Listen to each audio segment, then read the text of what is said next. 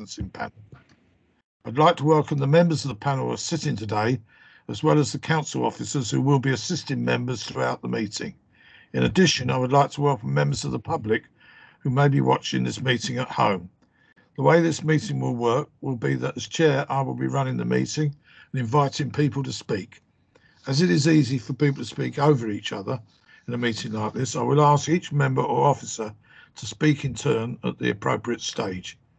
This will mean that there should normally be no need for people to interrupt or ask to speak. However, I shall make sure that members have ample opportunity to ask questions and make comments on the reports and applications before them.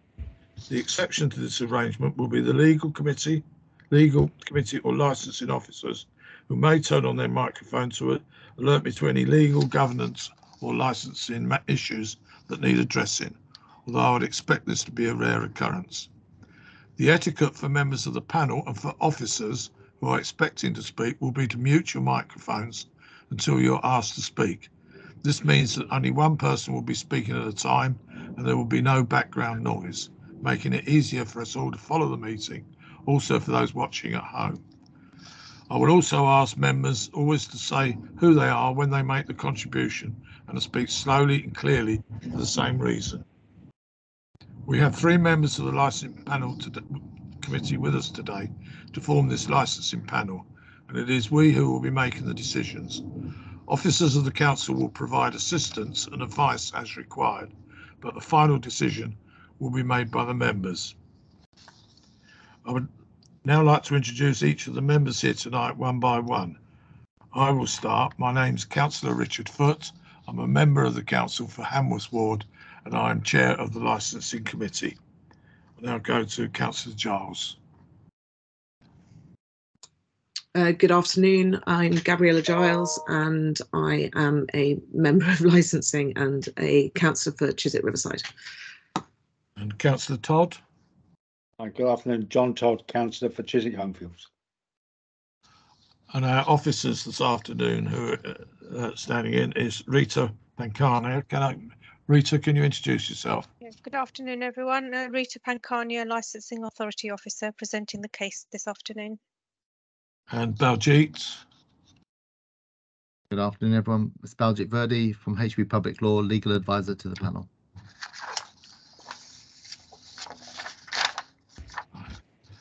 Members of the public are reminded that the agenda and all the reports being considered by the panel today can be found on the council website under the licensing panel meetings page. So if you want to see them, that's where to look. I also want to make sure that all members have seen the agenda and reports. Please now if you speak if you've not seen them. I'd like to remind members of the need to hear all of the evidence that we are considering this afternoon. This is a legal requirement. If you should find you're having technical problems and need to log out of the meeting and come back in again, please let me know immediately, ideally beforehand, but if not, afterwards by turning on your microphone. This would be a permitted interruption. We can then decide how far we need to recap, if that is necessary, or if the member needs not to vote on that item. Well, sorry, the last part of that is not relevant. There's only one item. Finally, I would say to any member of the public listening or watching, thank you for joining us this afternoon. We hope that this meeting will go well, but any virtual meeting may suffer from unexpected technical hits, so please bear with us. I should also clarify that this meeting is being recorded and will be made available on the council's YouTube channel in the next few days. Contributors to the meeting are asked to remember that they will therefore be included in the recording of this public meeting. Thank you. We now move on to the agenda.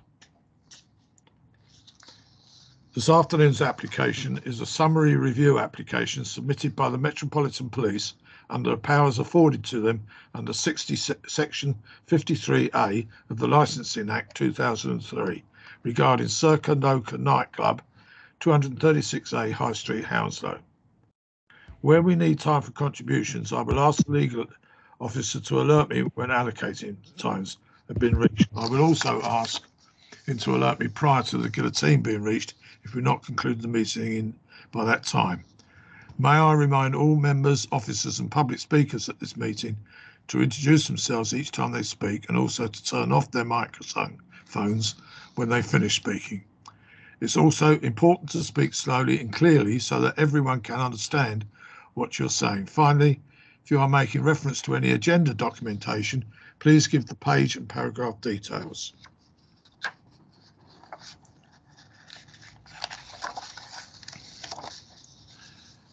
We now move to the right. We now move to sorry.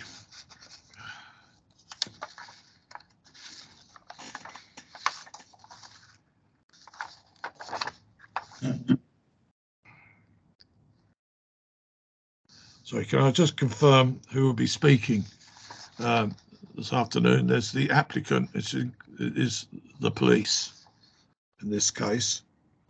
Good afternoon. I am Gerald Greer and I'm appearing for the police. Can I be heard clearly? Yes, very clearly, Gerald. Thank you very much. There is on my screen some ghastly little dialogue box covering the mute button.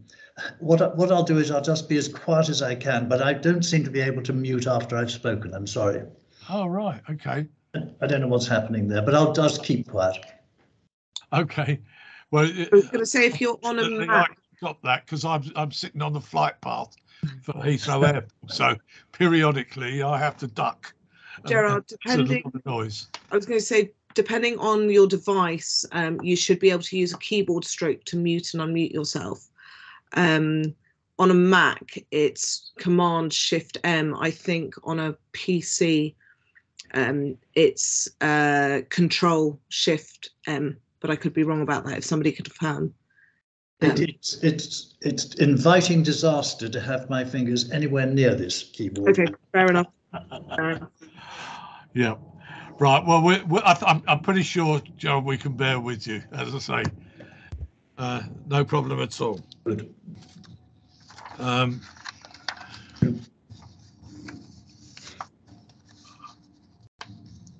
Right, the process for an application with speakers is the officer introduction and confirmation of the facts. The officer to give their presentation on the application. The applicant will then be asked if they agree with the circumstances described in the officer's report. The applicant's case, sorry, not the police licensing authority. Oh, we do have licensing authority people with us, don't we? I think are giving evidence today. Rita? Councillor Foote, it's Charlie Hennessy. He's in support of the police's review. He's a licensing enforcement officer. Yeah, no, that's what I was looking at. I saw Charlie was here. Yeah, so good afternoon. Is he going in as an addendum to the police case, or is he?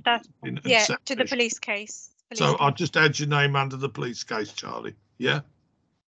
Yeah, good afternoon. I'm, as I said, Charlie Hennessy, licensing enforcement officer for London Borough of Hounslow, and I have provided a supporting statement. Okay, that's all right then. The licensee's case, we next ask the licensee this is after the police case.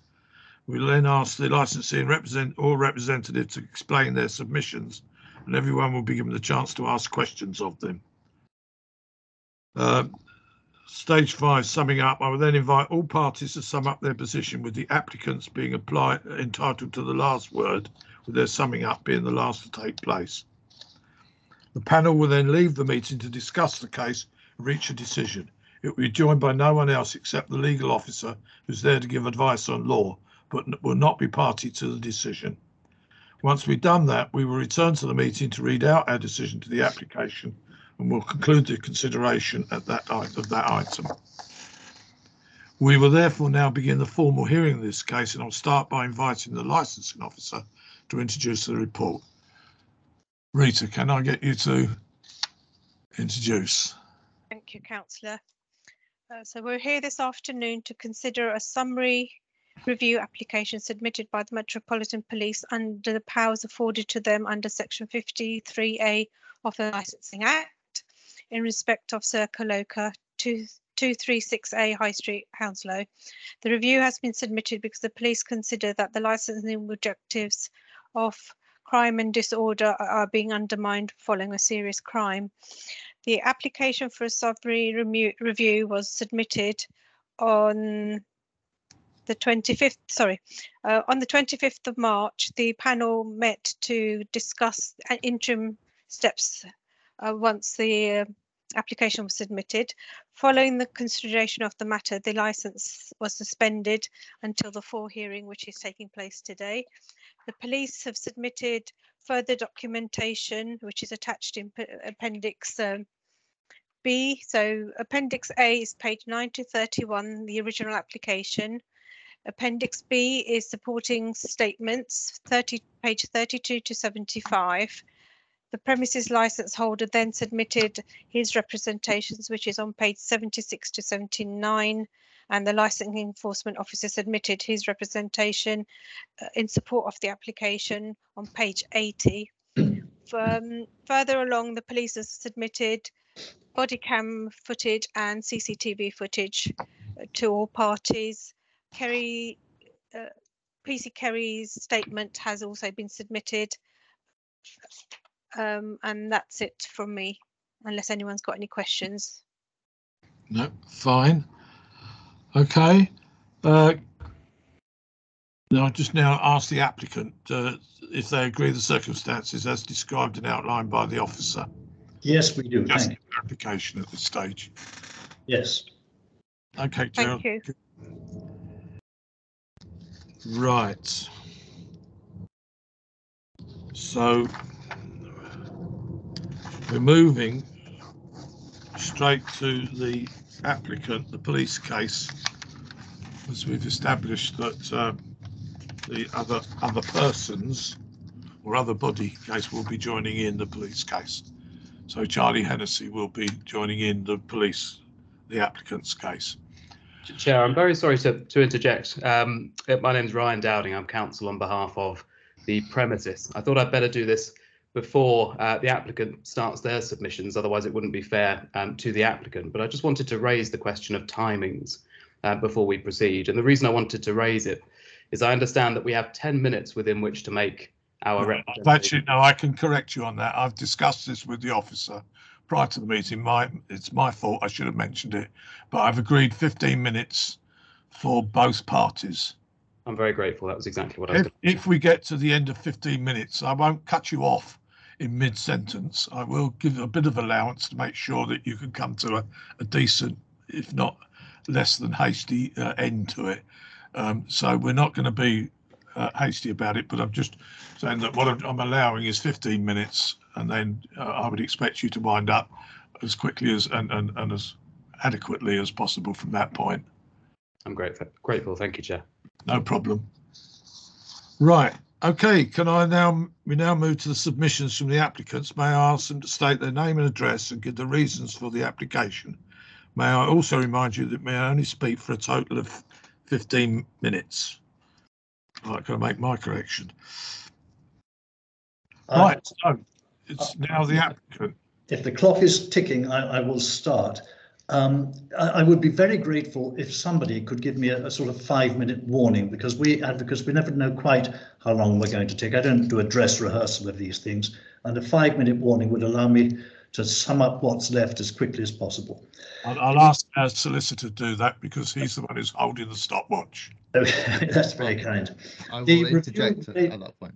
Good. The review raises a large number of issues that are related, and what I would like to do is summarise them, obviously not go through what you have read, there's a lot of paperwork, summarise them under 2 headings. First of all, the incident itself on the 20th of March and the circumstances surrounding it, and secondly, the crime reports, which date from January 2018 to January of this year.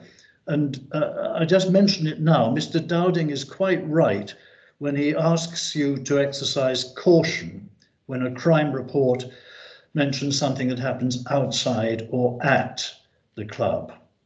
There is, however, a wealth of evidence, which I shall be referring to, of incidents taking place unambiguously in the premises. And I'm going to obviously concentrate on those. The weight to be given crime reports is entirely a matter for the subcommittee. This is an administrative hearing, not a criminal trial. And I suggest that from time to time, common sense will obviously enter the arena. Now, the incident itself, to start with that, on the 20th of March, was extremely serious. 3 people, as you know, were stabbed. 1 person suffered a punctured lung, which could easily have been fatal. Another suffered catastrophic bleeding because of a stab wound to his groin. I looked up catastrophic bleeding because it is a medical term, and it's defined as immediately life-threatening. And a 3rd victim suffered a stab to his thigh. There was large-scale disorder both inside and outside the premises following the incident. Again, I suggest extremely serious. You will have seen CCTV footage, and with respect, I don't recognise Mr. Dowding's interpretation or description of what you will have seen on the CCTV. The position inside the premises is fairly described as out of control. There is footage that shows the owner and the designated premises supervisor just standing and looking at what in my language is mayhem. There were further outbreaks of fighting, not caught, all of them, except peripherally on the CCTV. You will see a blow aimed by somebody exiting the premises, a blow aimed at the police. The area was regarded as unsafe for the London Ambulance Service. Multiple police units, 4 crime scenes. Importantly, of the victims, 2 were certainly gang members. The 3rd gave a false name and might well have been a gang member too. So that's the incident, accompanied by many breaches of license conditions. It's my submission that any deliberate breach of any licensing condition is serious.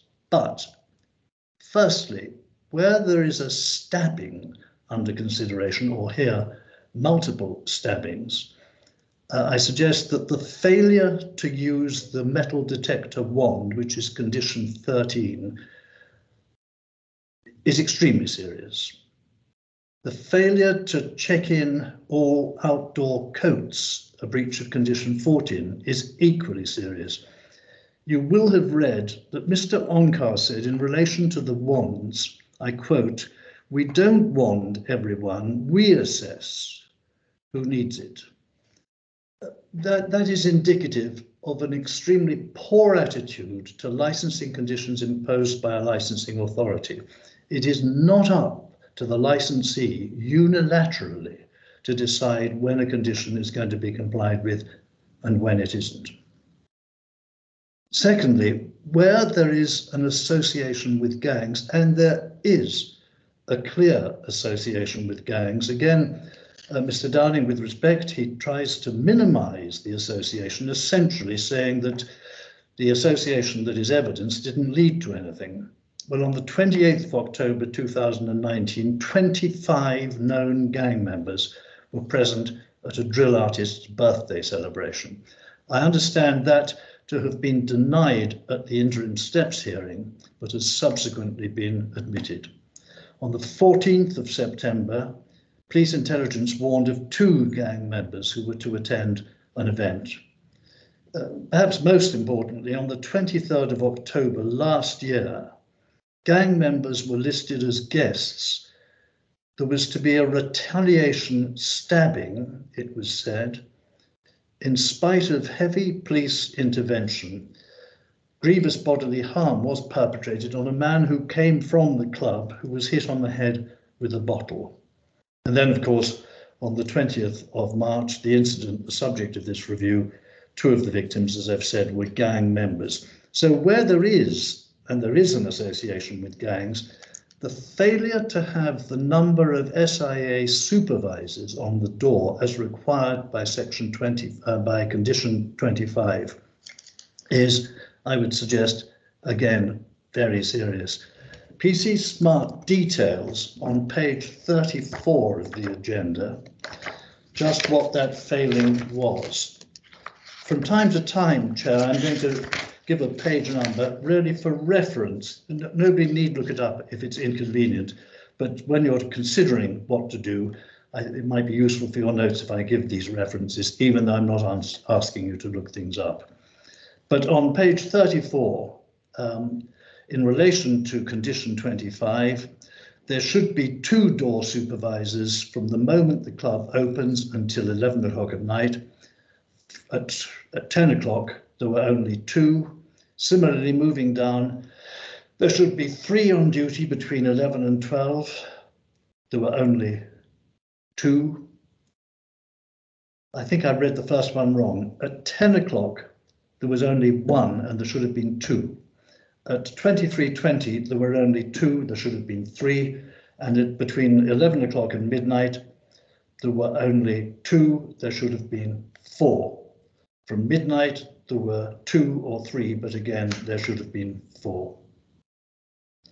If you, as long as I'm not soaking up too much time on detail, but if you turn to page 74, to the door supervisor log, you will see what in my submission is an oddity.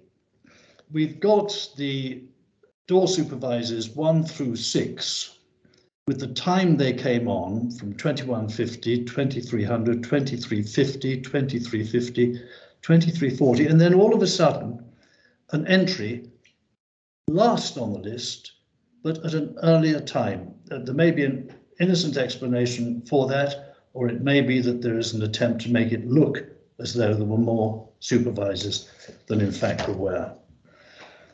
I'm going to move on. There was a telling incident, I suggest, recorded in the crime reports, and it's at page 68. I'll read. The incident was the 4th of November 2021. I'm reading from the report. The manager, Regan, called police at 20:30 hours. He stated there was an intoxicated female who was refusing to leave.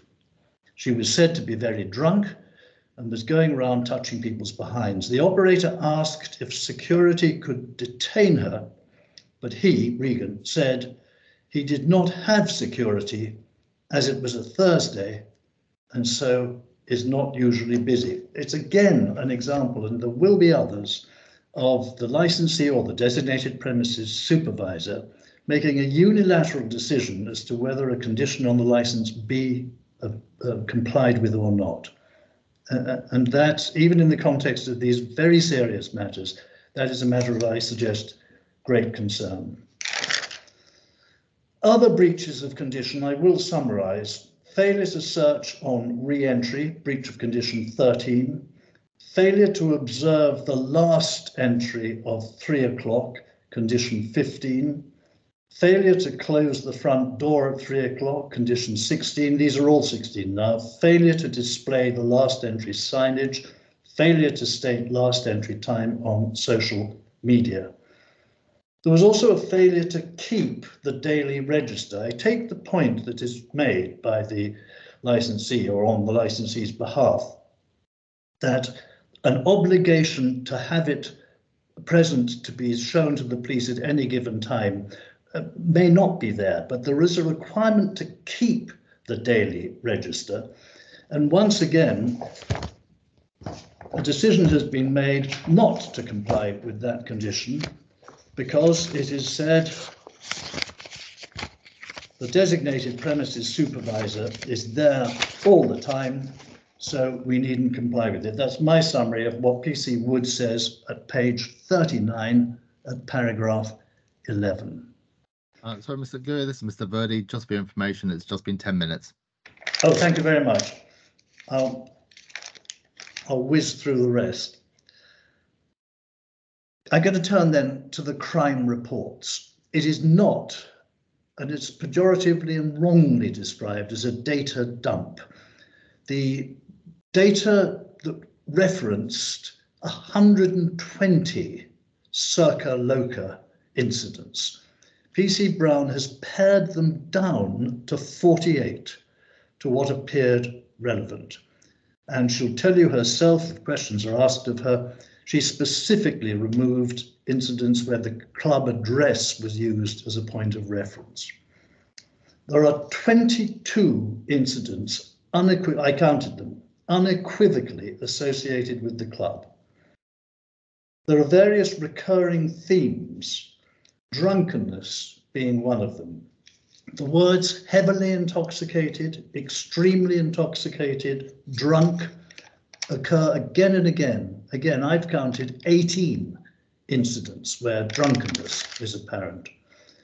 There are, and this is a matter of great concern, a number of occasions where staff either claim not to have seen anything or ask customers not to assist the police.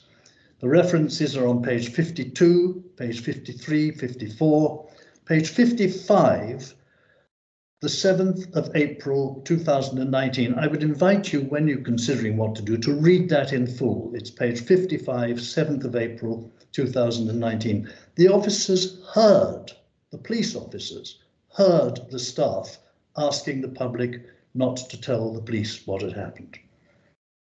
On the 2nd of January this year, the victim of an assault by a bouncer was in hiding when she called the police, and the staff were begging her not to call.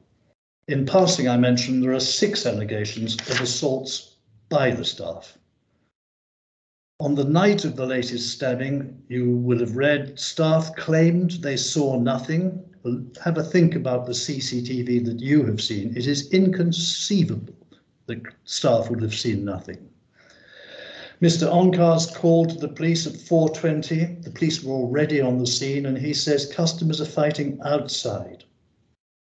As recently as the 6th of April, in the representation for these proceedings by the licensee and the DPS, again, I won't read it now because time is against me, but on page 78 of the agenda, the last paragraph shows the licensee in denial, minimizing the incident that you will have seen and heard about. I think I may make it within my 50 minutes just. There has been an offer of conditions. I really can't put my submission better than was put by PC Wood at paragraph 37 of his statement on page 45. I'll just read 3 lines. He says, promises, assurances and conditions are irrelevant if the club is not operated in accordance with them. That's a truism, but a particularly pertinent one in these circumstances. And so the bottom line of it, Chair, is that having in mind the history, both the past history and the very recent history, culminating in the March incident, the police have no confidence that the situation here has a solution in the imposition of what are said to be new conditions, but on analysis are very much existing conditions somewhat tinkered with. And there I have reached for the moment what is a summary. What I have left out that is contained in the papers, I wouldn't ask you to regard it as my saying it's of no significance at all. It's just one has to summarize within a limited time frame. And that's the way I would put the police case.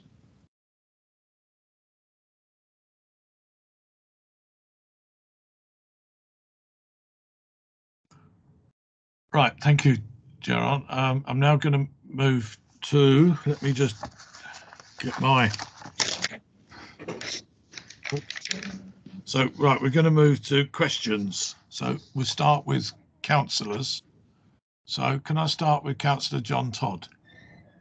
Any questions of? I have no questions, Chair. No questions. Councillor Gabriella? No, I don't have any questions at this time, thank you. Right, let me get my paper.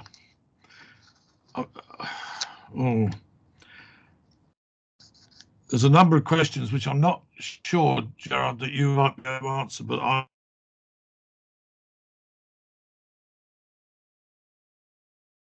to the CCTV centre. I believe it is. So if in the event that you don't know, I'll assume that it is. I don't know whether Danny Wood or anybody else can confirm that. Richard, you might need to repeat that question because we lost you. Oh, did you? Yeah, just a little bit.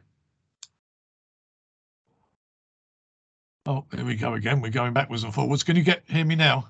Yes. Yeah, okay, right, yeah. One of my questions was whether the town centre radio is connected to the CCTV centre, and that we can assume that that many of these CCTV pictures outside the premises were being relayed to police at some stage. Do we know whether that's right or wrong? Chair, I can answer that. Please do. Yes. Yeah, hi, I'm PC Danny Woods, Hounslow Licensed Officer at Feltham. Initially, the town centre radio was used for nighttime economy, and that was relayed in the first hearing. Since then, I've made some inquiries with our Hounslow Town Centre policing team, who confirmed that the town centre radio is not currently being used for nighttime economy. Okay, all right, that's interesting. Therefore, no. Right. Okay, so that's answered my question. That's interesting. Somewhere else I've got to take it.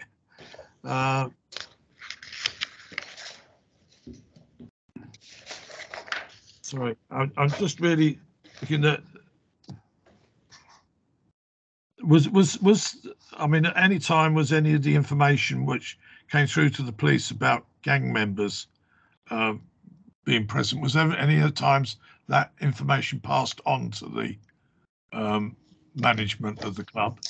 Yes, it was, and the actual date and incident itself, somebody else may quickly look up, but it was on one of those occasions where the club was warned that there was going to be an association or presence of gang members, and they said that they were nonetheless going to open in spite of the warning. Kerry might be able to help me with that date.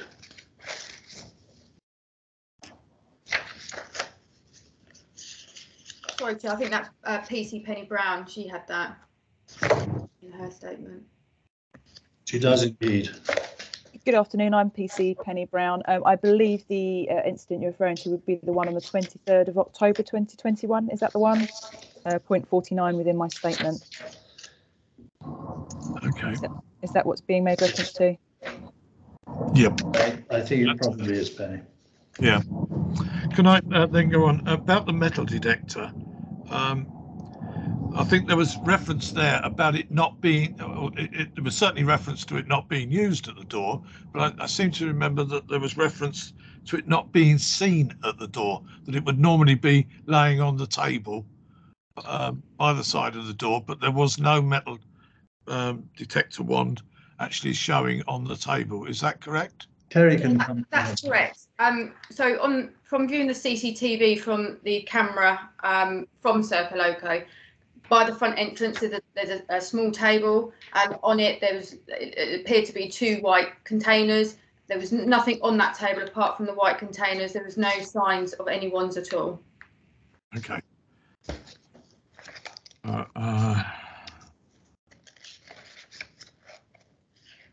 Right.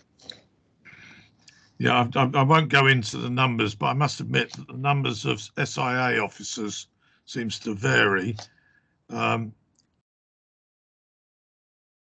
we identify? So I'm trying to read my writing, which is not easy. Can I just ask? I mean, we've seen evidence of a number of door staff being available, but not to the number that should be available. But at no stage do we see any evidence of the DPS being around at all. I'm assuming that as it's referenced to have been present, but I've not, in none of the photos, none of the situations, he's not at the door. It wasn't at the door, so I just wonder where he's going to be, especially as was pointed out, and I had already identified that, let me see if I can get it, but on the evidence of the sign-ins for the door, rather than the one on 74, there's one earlier than that I found is a bit clearer.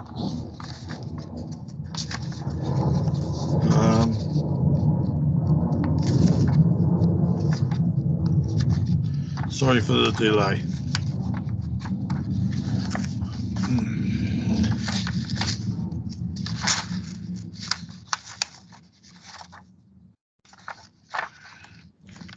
The problem being that there is some contradictions in there, and signatories that we saw. I think it must be past the premises license. No, I can't find it at the moment, so I'm going to relate back to the original one. But yes, the timings of some of these dormant one, it didn't add up.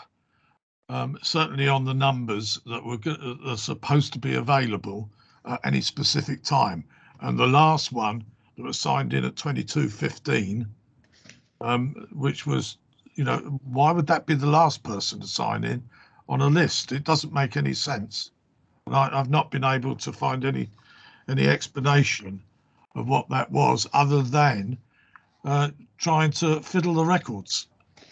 And again, where's the DPS in regards to all of this? So to answer that latter question, as I mentioned, within the club's own CCTV footage, when one is looking at the disturbance that's taking place upstairs, at the climax, I would suggest, of it, one sees the owner, Mr. Ongar, standing just looking at it. And I am told, the police will help here to confirm, or if I've got it wrong, correct me, but I'm told standing next to him was the DPS, just standing and doing nothing when it all kicked off.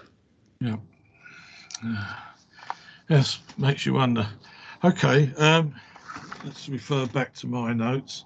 I think that's all of the questions I've got at the moment. Yeah, that's all of the questions I have at the moment. John or Gabriella, have you any more questions to come back? Yes, I have. Yes, John. Camera nerves. Mr. Gurry, you've got a lot of expertise as part of your team this afternoon.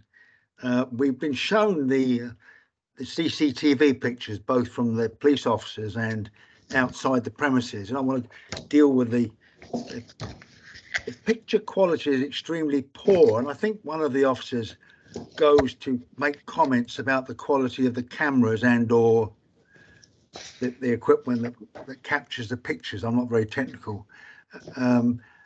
It does seem very surprising to me is how poor, by way of example, the entrance just simply shows the bouncer's hat. There's no, you couldn't identify anyone going in at all. I don't know whether I misinterpreted that, but would you like to comment? Yes, I'm grateful for the question, because that's one of the things I glossed over because of time passing. But in fact, condition 20 of the premises license requires the installation of CCTV with these words: all entry and exit points will be covered, enabling frontal identification of every person entering in any light condition. Quite clearly that was breached.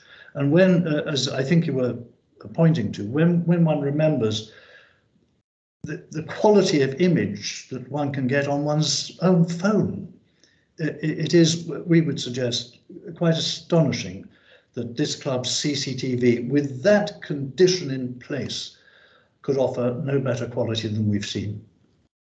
And the other, briefly, and that's a very helpful response, we see people wandering around with drinks outside the premises, well past the closing time. Would you like to make any comment on that?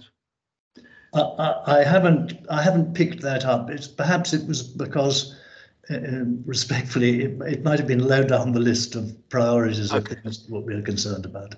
Well, I think some of the cameras or the recording equipment were 20 minutes adrift, Mr. Dowling, so that may be maybe some mitigation. That's all. Yeah. The other point is this: the solicitors. Sorry, Kerry, were you trying to get in there? Can I? Sorry, John, didn't mean to. It looked like Kerry was maybe going to add something to your question. Thank you, Chair. Just in relation to that, Councillor Todd, you're correct. There were people leaving the premise with glassware, but there's no specific condition in relation to taking open vessels or leaving with open vessels from the premises. It's not ideal, but there's no specific condition. All right, that's very helpful. Thank you for your time. Thank you, Mr. Gurry. Thank you, Jim. Right. Thank you, John. Right, where's my book of numbers? Can I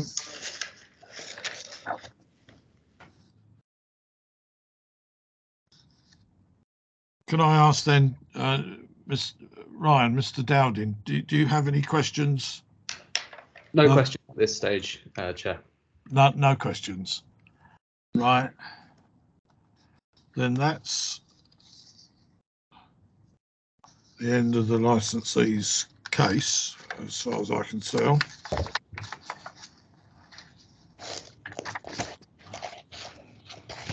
Yeah.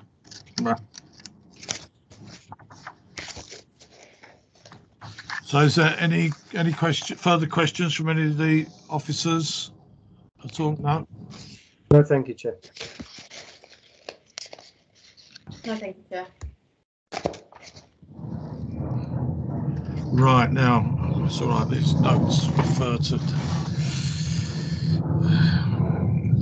Right, can I then ask Mr. Dowding, do you wish to make your case now? And I remind you, you have 15 minutes, but I won't be dramatic on the ending of that. But please don't, if you go too much over, then I'll wrap you on your wrist. All right, well, I'll try not to trigger the dramatic response and keep it well within time. Right. In terms of how I'll use that 15 minutes, my intention is to speak for around 10 minutes before handing over to Andrew Bamber, who accompanies me somewhere below. I think you'll see a little AB. He's an independent licensing consultant, and I'm going to allow him to speak about he's just waving now, speak about the report that he's produced. Now that's a neat segue into a brief bit of housekeeping I want to do at the outset, which is to check that the councillors have all received effectively the 3 core documents which we say ought to be read or are essential reading on behalf of the premises. Those are the written submissions. Those are produced by me. My name appears at the bottom of those. Secondly, the independent report prepared by Andrew Bamber. And thirdly, the written representations which were produced on behalf of the premises at the interim steps hearing, or before the interim steps hearing. Sorry, I think just after the interim steps hearing. Now, the first 2 won't appear in the public reports pack. You should have those separately. But the third document is at pages 76 to 79 of the public reports pack. With that bit of housekeeping out of the way, and please do let me know if you don't have any of those documents in due course, and we can try and get a copy over to you. I'd also like to briefly introduce who's on the call today. Now, I understand that I'm accompanied by Mr. Rai, who is the director of the company which holds the premises license and the manager of the premises. Mr. Rodriguez, who is the designated premises supervisor. We also have Andrew Bamber, who you've already seen, the independent consultant, along with Rajini Depala, who is a proposed personal license holder who we are seeking to integrate into the premises. Now, just to say at the outset, before I proceed to address the submissions made by my learned friend, Mr. Gourier, the incident on the 20th, it goes without saying, was plainly one of the utmost seriousness.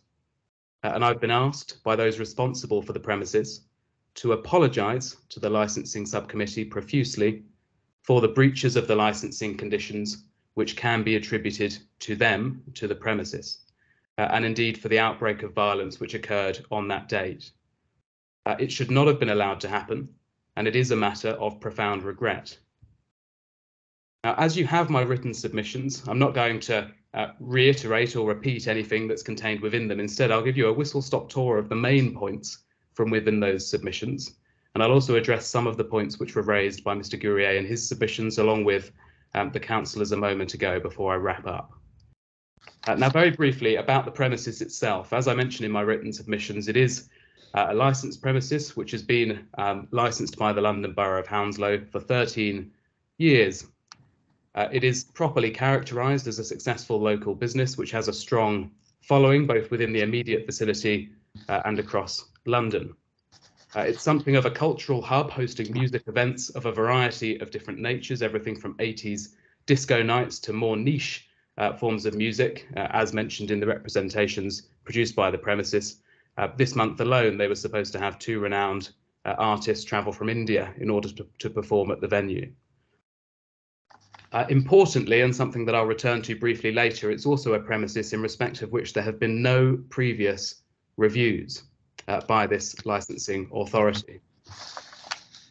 Now, the core question which must be decided by you today, indeed the only question, because a summary review is effectively precisely the same once we reach the final hearing as a regular review, is not whether there was a serious incident that occurred on that night. As you've already heard me say, there's no dispute that there was a serious incident and serious failings. The sole question for you is what measures, if any, are appropriate and proportionate to ensure the promotion of the licensing objectives by the premises. And they could, of course, range in the case of an extreme example of a premises which is wholly dysfunctional to a revocation, all the way down in the most minimal case to a warning or words of advice. Now, to turn to the previous incidents before we get to the main event on the 20th of March, the police have provided what Mr. Bamber, the independent licensing consultant, who was a police officer himself, including a licensing officer, for 34 years, becoming a borough commander during his career with the police before working for local authorities thereafter. What Mr. Bamber has described as a data dump of various previous CRIS reports. And there's a reason why it was described as such in the state in which it was originally provided. That's because it was simply an overview or summary of information within a witness statement without any of the underlying evidence to support the matters contained within that witness statement, which of course in and of itself significantly handicaps the ability of the premises to properly address the licensing subcommittee regarding those allegations. Now, we had also raised within the written submission the complaint that the CRIS reports themselves were not provided. They were or have now been provided approximately 3 hours ago, which obviously means that I've had absolutely no opportunity, unfortunately, to consider any of those reports prior to this hearing. I had other matters ongoing this morning. I was in fact in court.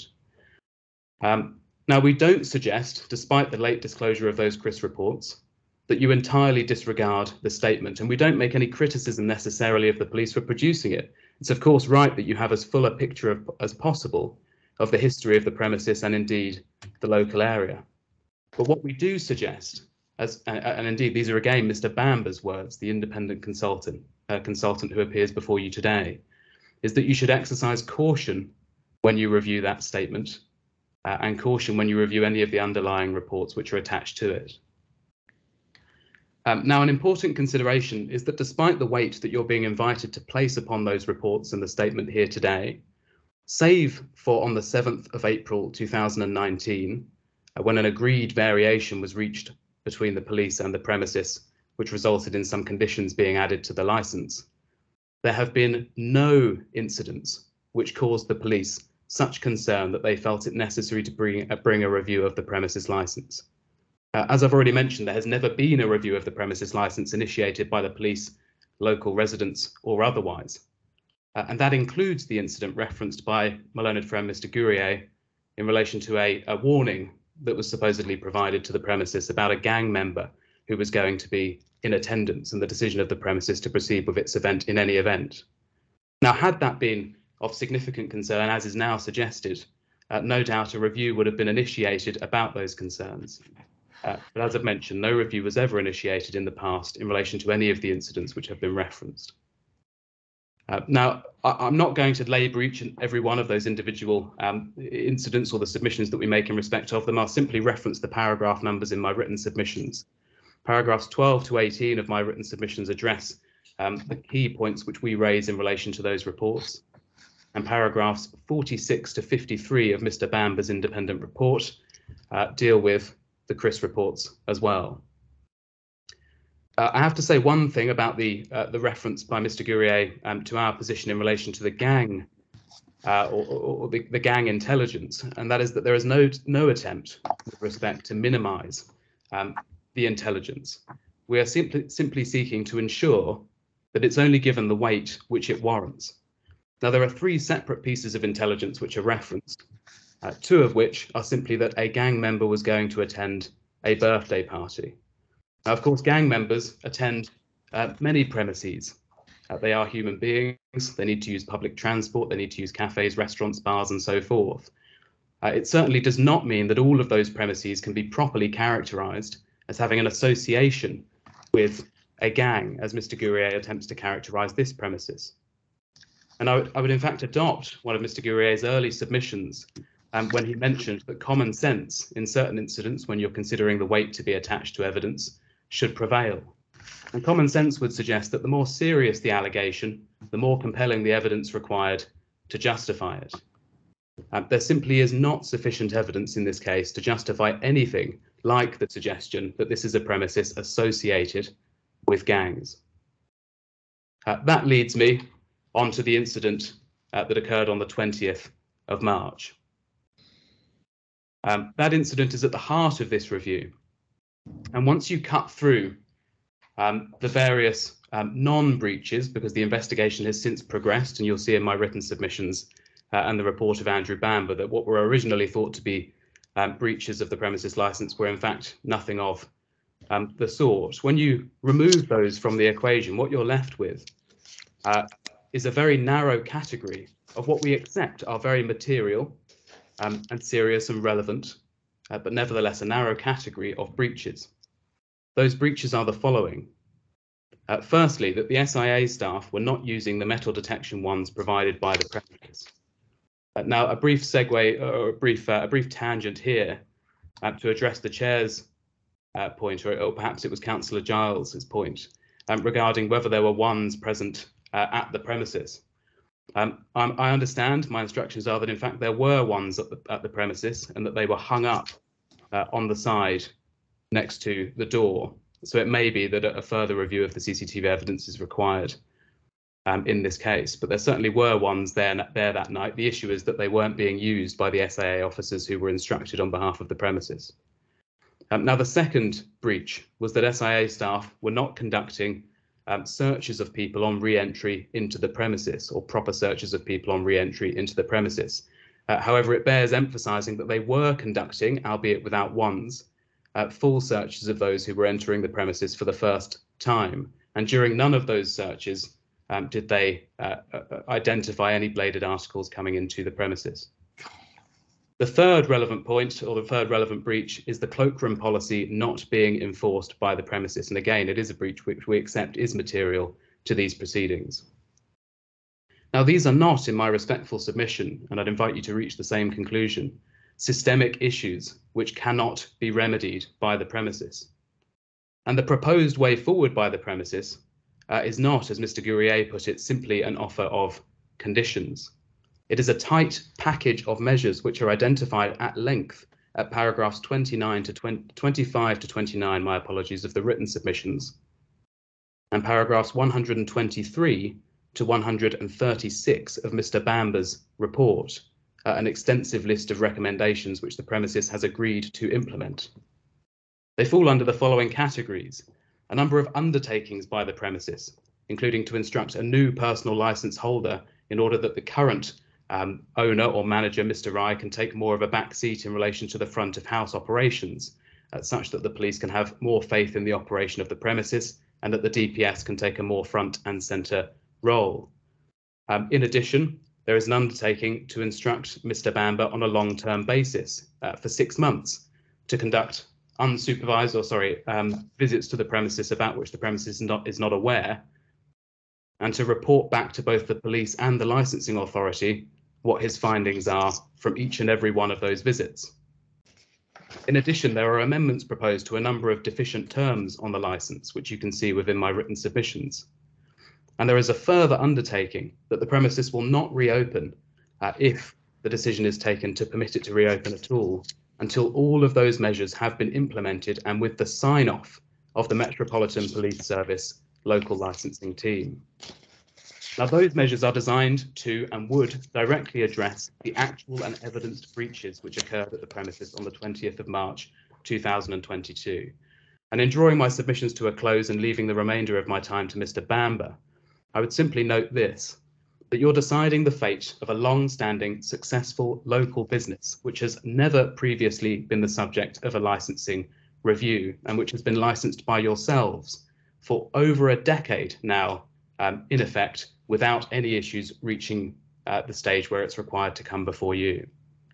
I therefore invite you in the circumstances as the licensing subcommittee to impose the type package of measures which are proposed by us, and to give this premises a single chance to prove itself over the next 6 months.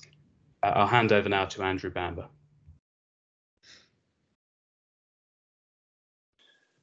Councillors, I don't propose to go through my report at length because I know time is of an issue. So I'll summarise a few things. I'm certainly not trying to minimise the incidents or the impacts of those incidents, and it's absolutely right that the police called this in before the committee, and it's absolutely the right thing to do. What I've tried to do is to understand the nature of the incident and what actually happened. And I would say from the outset that I don't think that this is a blatant disregard of the licensing objectives. I would say for me, having interviewed both the DPS and the licence holder, and looking at the CCTV footage, and I have to say I haven't seen it all because it was disclosed late and I haven't been able to access some of it, so I haven't seen the body-worn camera footage. But certainly from the inside and looking at the door, for me this is about weak control, it's about poor management, and in some cases an absolute misinterpretation of some of the conditions, and I'll just mention a few of those in a moment. I also think, having looked at, having done a small environmental audit, that I think the location is also an element of what is happening here, because I note that the area in and around that paved area appears to be, from the data I've looked at, a bit of a crime hotspot, where antisocial behaviour, violence and sexual assaults continue to occur, even during the lockdown periods when the nighttime economy wasn't open. And when you look at some of the Chair, it's Mr. Verde here. Sorry to interrupt you, Mr. Bamber. Just to let you know, it has been 15 minutes. Right. Can I ask Mr. Bamber? I'll give you a minute or so to wrap. I'll be very quick. I'll direct you to my report about the environmental audit and the types of some of the CRIS entries that highlight people running in from the street for protection. In relation to the disorder, I've got a great deal of experience around managing disorder and managing policing operations around disorder. And looking at the video footage in the hall, it is not violent disorder. It is a disagreement, and you can see people trying to stop what's going on. You don't see kicks, you don't see blows. You see people trying to stop what's going on and to get people out. Gang members, I wouldn't say that it's a gang venue at all. Gang members go to venues across London, whether it be McDonald's, high-end nightclubs, restaurants or whatever. And the owners of this club would have no knowledge about gang members going in there, unless, of course, they were warned by the police. And just to close around the SIA door supervisors is a generic term.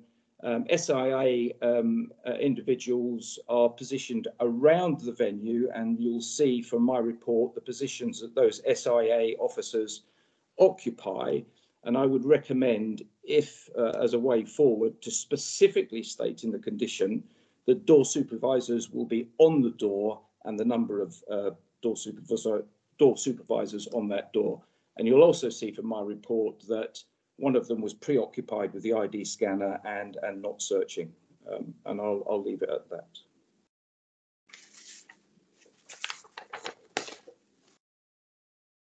Chair, I think you're muted. It's all right. I have to duck the aircraft noise as well as others that come by. But yeah, right. I'm going now to the councillors. John, do you wish to ask any questions? You're muted, John.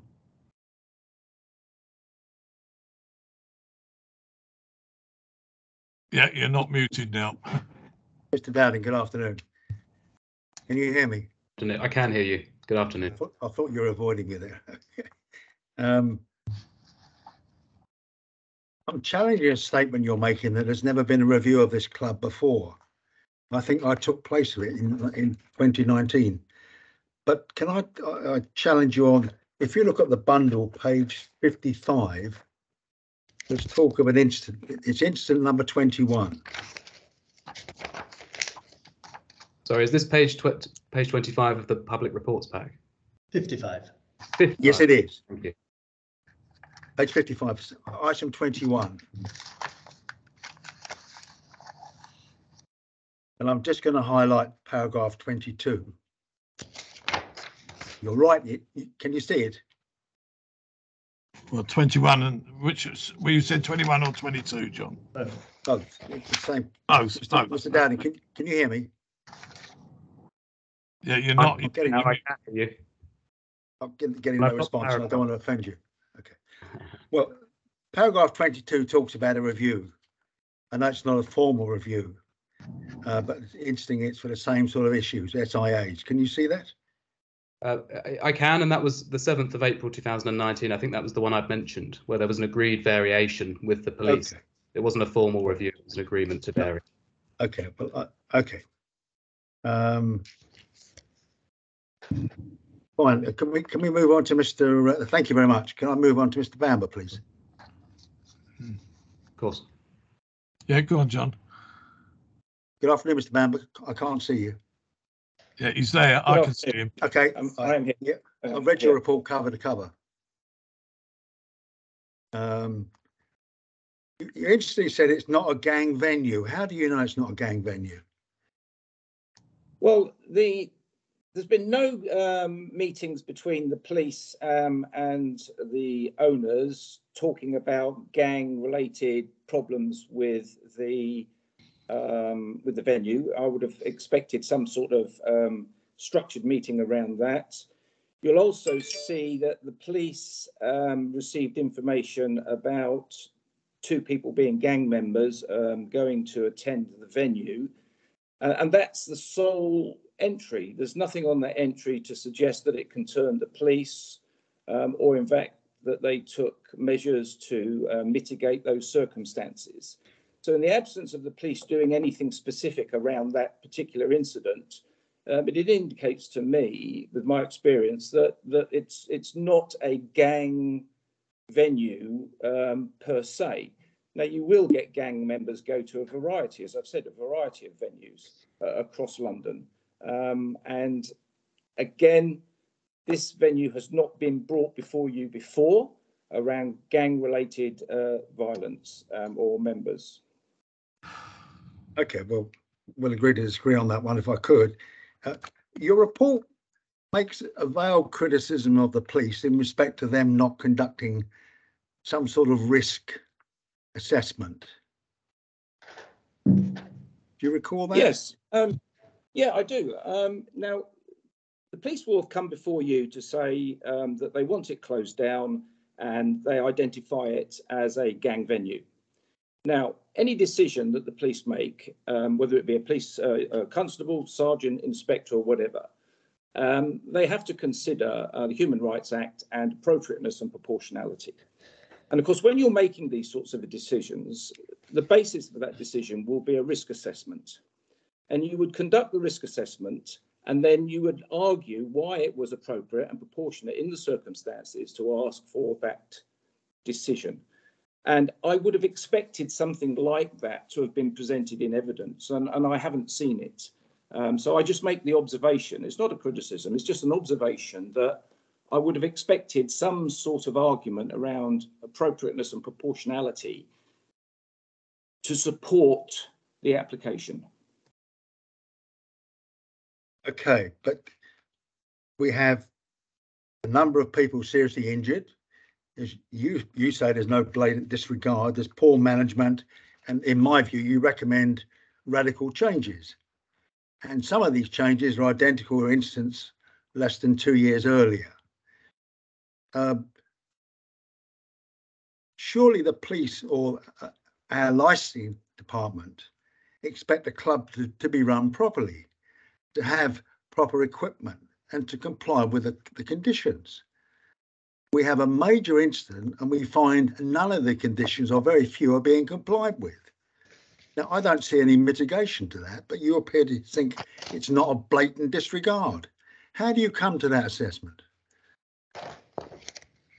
Having interviewed both the owner and the DPS and their knowledge, it's about weak management and poor controls. It's not.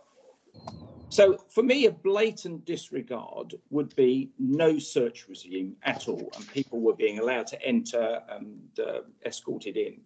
But they did have, as it was poor, but they did have a search regime at the door. There's a requirement, conditions around SIA. They misinterpret that, and they don't. So you look at the condition, it says 2 doormen. It's ambiguous. Is that 2 doormen at the door, or is that 2 SIA in the premises? And so I would say it's poor management, it's weak control, and it's a misunderstanding of responsibilities and conditions, but not blatant. If it was blatant, there would be no search regime at all at the door. Whatever level of poor management it is, 3 people were stabbed. And I would argue that if there was a proper search, if the ones were used, that would have been minimised. Don't you agree with that? I make no, as I said before, I'm not minimising this at all. There should have been search warrants being used. Whether they would have picked up an implement that was secreted in somebody's body parts, I don't know. But I'm not minimising the seriousness of the stabbing. What I'm saying is that the controls and management of the premises needs to be strengthened to ensure that this doesn't happen again. All right. Yeah, Mr. Bamber, thanks very much indeed. Thank you, Chair. Thanks, Chair. Right, Councillor Giles, do you have any questions? I do. I have quite a few, and a lot of it goes into the operational kind of setup within the organisation. So I'm not entirely sure whether you're going to be able to answer these questions. But for me, it's an indication of the way that premises is managed, and part of the culture that then goes alongside it. That means that situations and conditions can therefore be enforced. Much like Mr. Dowding, I have not had a chance to fully read your report, Mr. Bamber, as I was in work this morning. It was only received by councillors at 9:23, so I haven't been able to read that in full. So I find much of what Mr. Dowding has said somewhat,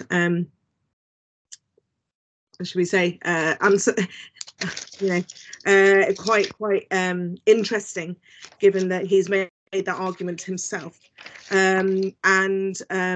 So right, let's go into some of this. So I was looking at the conditions of the license, and I was just wanting to know, I've got a bunch of questions and they won't always come in a legitimate, in a straightforward answer. So we'll start from the beginning. I have seen the CCTV footage, I have seen the body cam footage. So from that, it was apparent that upon entry, it's not possible to identify the faces of patrons going in. So I wanted to know, what is the policy for ensuring faces of patrons are recorded in CCTV in accordance with that condition? Because unfortunately, all I can see is the security agent, and then the patron is then blocked in the back. This may be a question that's best addressed by Mr. Rye, who is currently present with us. He's the director of the premises license holder. Mr. Rye, can you hear? Sorry about that.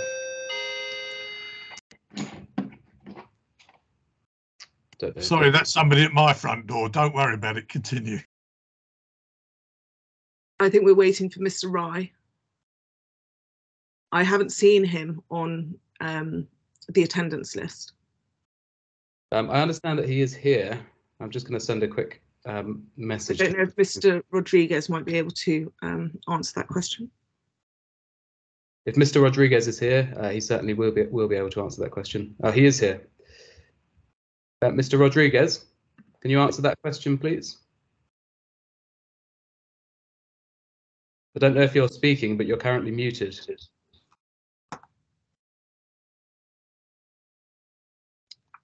Do we have anybody from tech support on the call? Because the symbol that I can see is more like they're not allowed to unmute.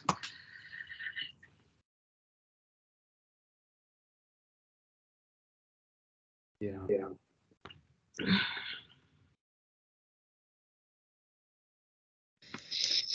I think William Lee was dealing with this up. Yeah. Let's see, he's still here. Bill is on the line. Yeah. Ah, okay. So that something's changed. So maybe at this point, Mr. Rodriguez can unmute his mic.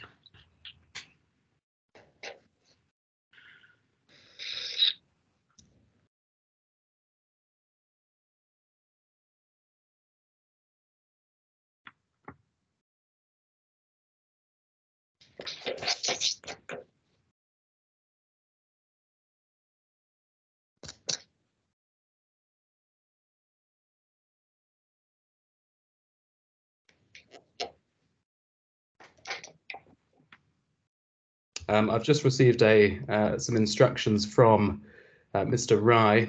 He's answering the question to me via message, although I think he's having technical difficulties in terms of getting onto the call to assist you directly. But I understand there's an ID scanner, and what they do is they take pictures of both the identification and the face of the individual. And what you'll see from some of the previous reports referenced by PC Brown within her statement is that information is sometimes provided to the police when requested pursuant to an investigation.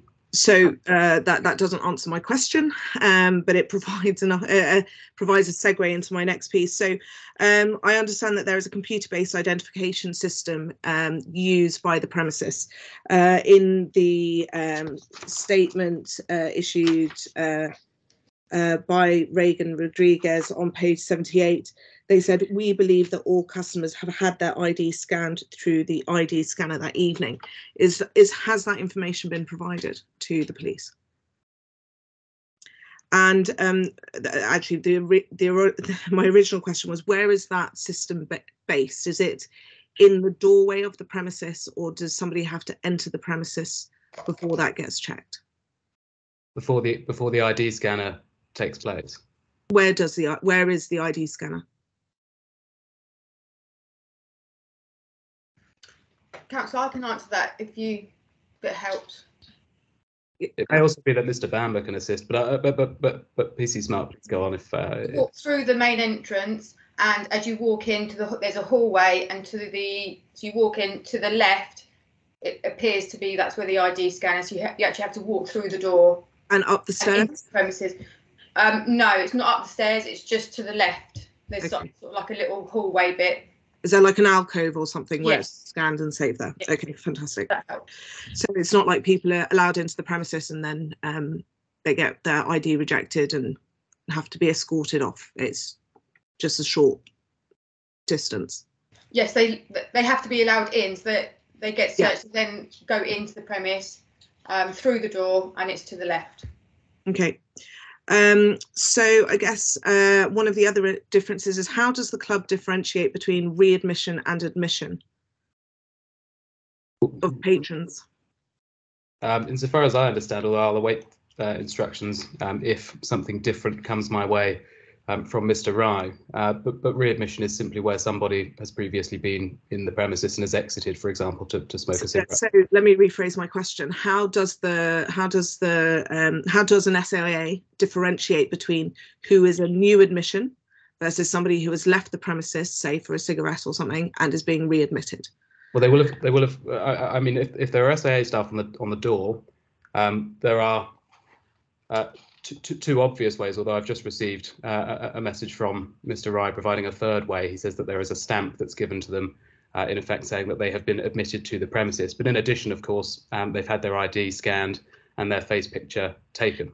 So my question is also, is there like a designated area outside of the venue where it is very easy for staff to differentiate between who is a readmission, rather than just relying on maybe people tailgating through the door after admission, to gain admission?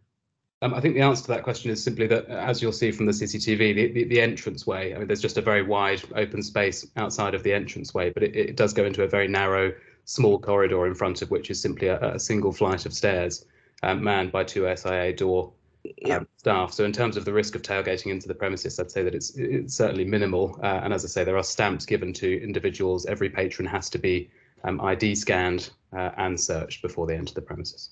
Okay, and then so effectively there's no, like, I saw some rails in the CCTV, so there isn't like a section off for queuing and for people coming back in. There's no way to differentiate between kind of it's just kind of trying to get an understanding of how this policy of no admission, no readmission is upheld by the organisation. Well, it will be through the systems that I've just identified in terms of stamping. They'll have to be checked to see whether or not they have the requisite stamp. Yeah, but obviously if on the CCTV that's not captured, there's no way to have a record of that. Well, it will be the stamp that they're in possession of when they're entering the premises. And so is that, yeah, but again, I'm going into the policy of this, and unfortunately you're not the right person to be answering this question right now.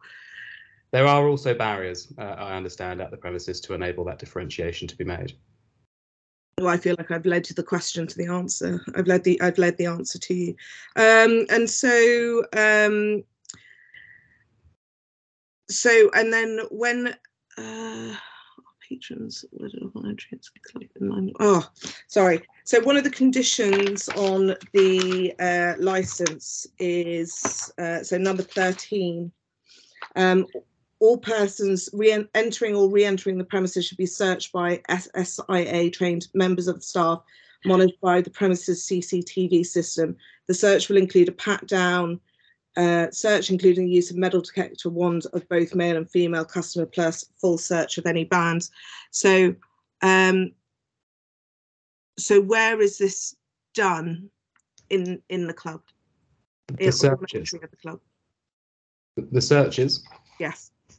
I understand that it's in the effectively the same area where the alcove is by the door, which is where the ones are hung up. So there's an awful lot of business there, say, if they've got 20 patrons attending at the venue all at once. Well, it's a bottleneck, isn't it, the door? So they'll have to come in effectively one by one and be searched, and then permitted entry into the premises after they've had their IDs scanned in the alcove. And then I guess, who is the nominated representative on the local pub watch board, which is one of the conditions outlined again on what was it? Page 20, well, pages 27 to 29. I've just asked the question. I'll relay the answer as soon as I've got it.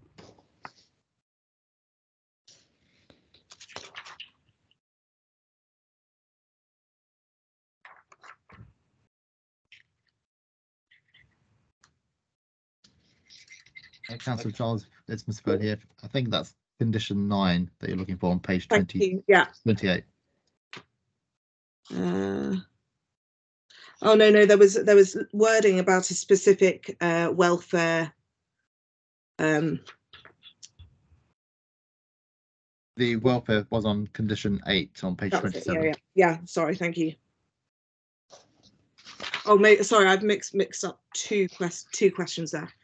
So yeah, who is the nominated rep on the local pub watch, which is in alignment with condition 9? And then my second question is, who is the designated welfare officer, and where was this person on the night of the 19th? So that's 3 questions all in one. I've got them. I've just asked those questions for you, and I'll await a response.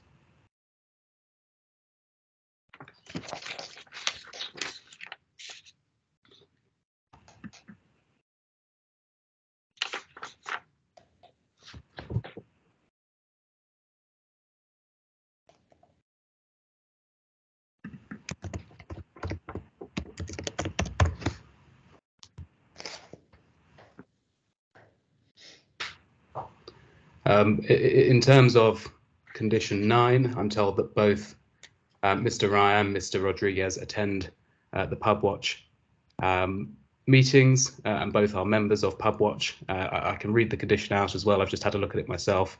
Premises licence holder or a nominated representative of the premises will join or be a member. Both attend the meetings for Pub Watch. Yeah. And the welfare officer's name is Mika. I'll get a last name for you.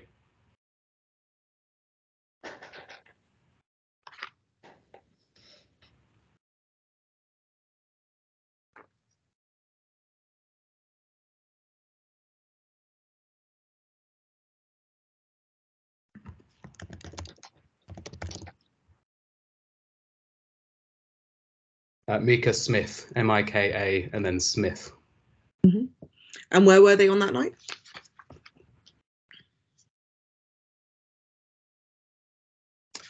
Just awaiting an answer to that question. I do apologise for this, by the way. I didn't think we'd have these technical difficulties, but I'm getting the answers just drip fed to me. On the dance floor, so present at the premises on the dance floor, Mika Smith. And do they work every night that the premises is open? Yes, I think you heard that question. Okay. Right, and then I guess on the night in question, there was a private booking made. When this was made, and this is more a question for Mr. Rodriguez, because I understand he took the booking. Did you advise the organizer of the restrictions that the club is subject to?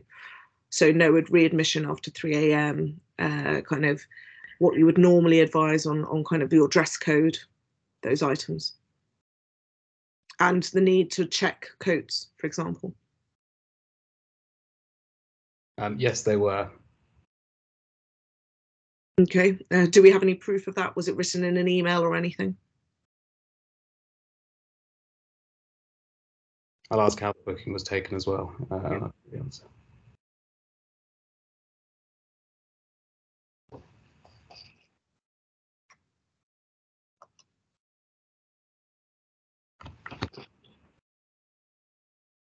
They came in person, in fact.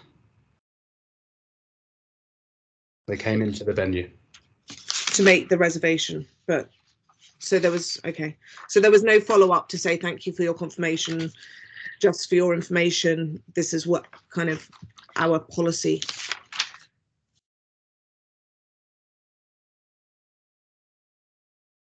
Yes, there was. Okay. And then this was a question that we just found kind of hard to figure out, is where exactly is the cloakroom in relation to the entryway? So you go up the stairs, there's a reception area on the kind of the right, as you, or the left as you see it through the bar, and then there's a larger, you kind of go through the door to go through the main venue. I think this is based on my own viewing of the CCTV, which was a limited viewing this morning after I was able to access it.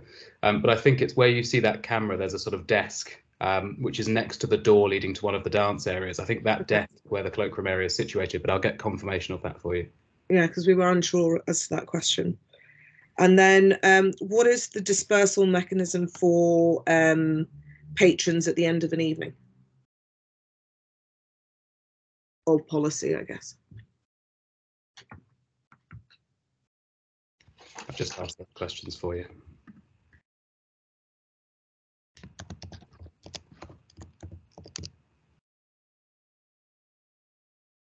I understand from condition number 32 that there certainly is a policy which, according to the condition, must be agreed with the police and licensing authority. And training must be given.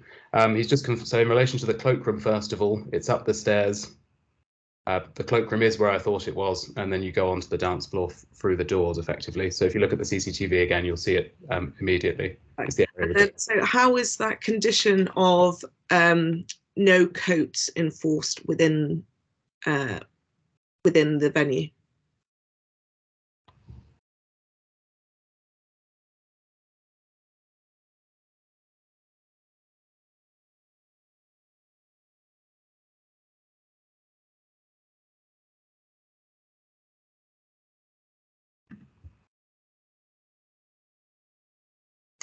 I've just had a helpful message from Mr. Bamber pointing me towards condition 33 in relation to the dispersal policy. That does in fact appear to constitute the dispersal policy. Oh, that is the agreed. Okay. No, I think for me it was just I was concerned that on the CCTV we saw that at the end of the night the railings that I'd mentioned earlier were all listed across the up and down the stairs, which to me leaves a massive risk if the venue needed to be evacuated at a quick rate. So yeah, so I'm just waiting for an answer on that cloakroom enforcement. And what I've got is we always tell customers, I'll ask who, to leave the coat in the cloakroom. And if they don't take off their coats?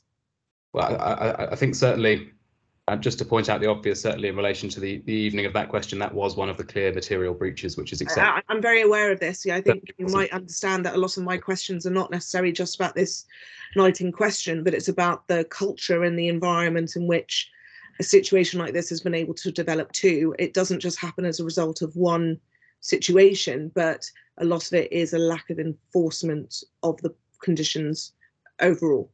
No, certainly, and I completely understand that. And indeed, as Mr. Bamber's highlighted, you know, there was pretty clearly a failure of management at the premises. That's one of the core matters which informed his recommendation. Now I'm informed, or I'm instructed, that it's security that provide that warning. And as already identified, it's the SIA officers that were present that night where the key issues in relation to this review appear to have arisen. Okay. Indeed, one of the recommendations made by Mr. Bamber and set out within my written submissions is that there will be a new independent SIA team if this premises is to be permitted to continue in operation, and that team will be agreed with the police. Thank you very much. That's all of my questions for the moment. Thank Chair. you, Councillor Giles.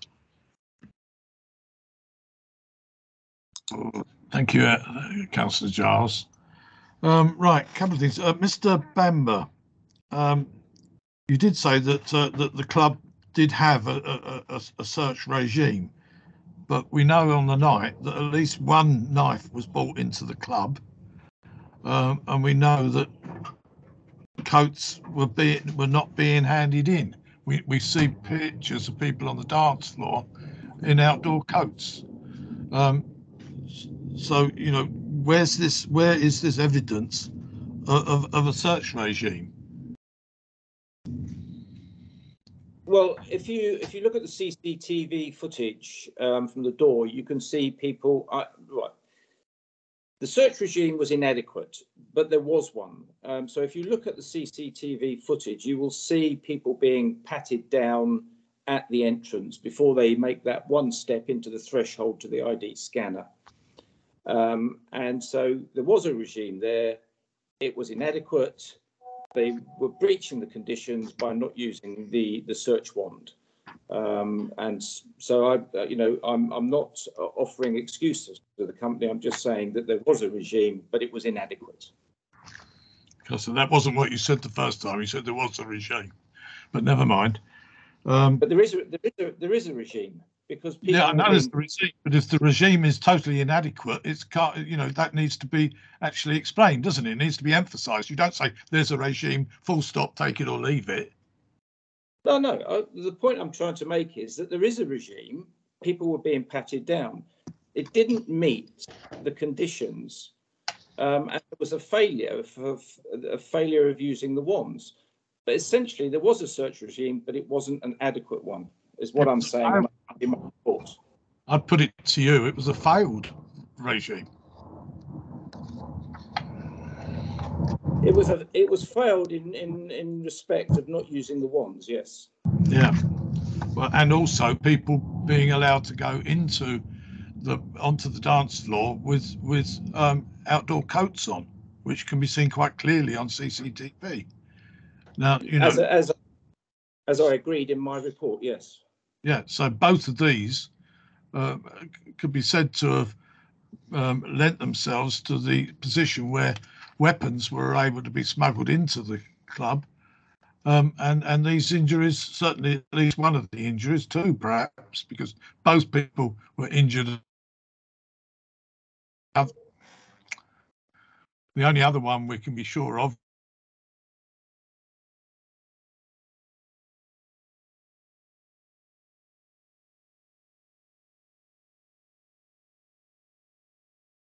Sorry, it's Mr. Verdi here. I can't hear the chair. I don't know if that's just me or anyone else. No, we've all lost him. No, Okay. it's a technical issue. I think the chair is frozen. That's okay. Just wanted to make sure it wasn't just me. So if we suggested that the remaining members, if they can just wait until we've got all three back online. I think, Mr. Dowding, that sorry, Chair, we couldn't hear you for a while. I think you've gone off again. Yeah, my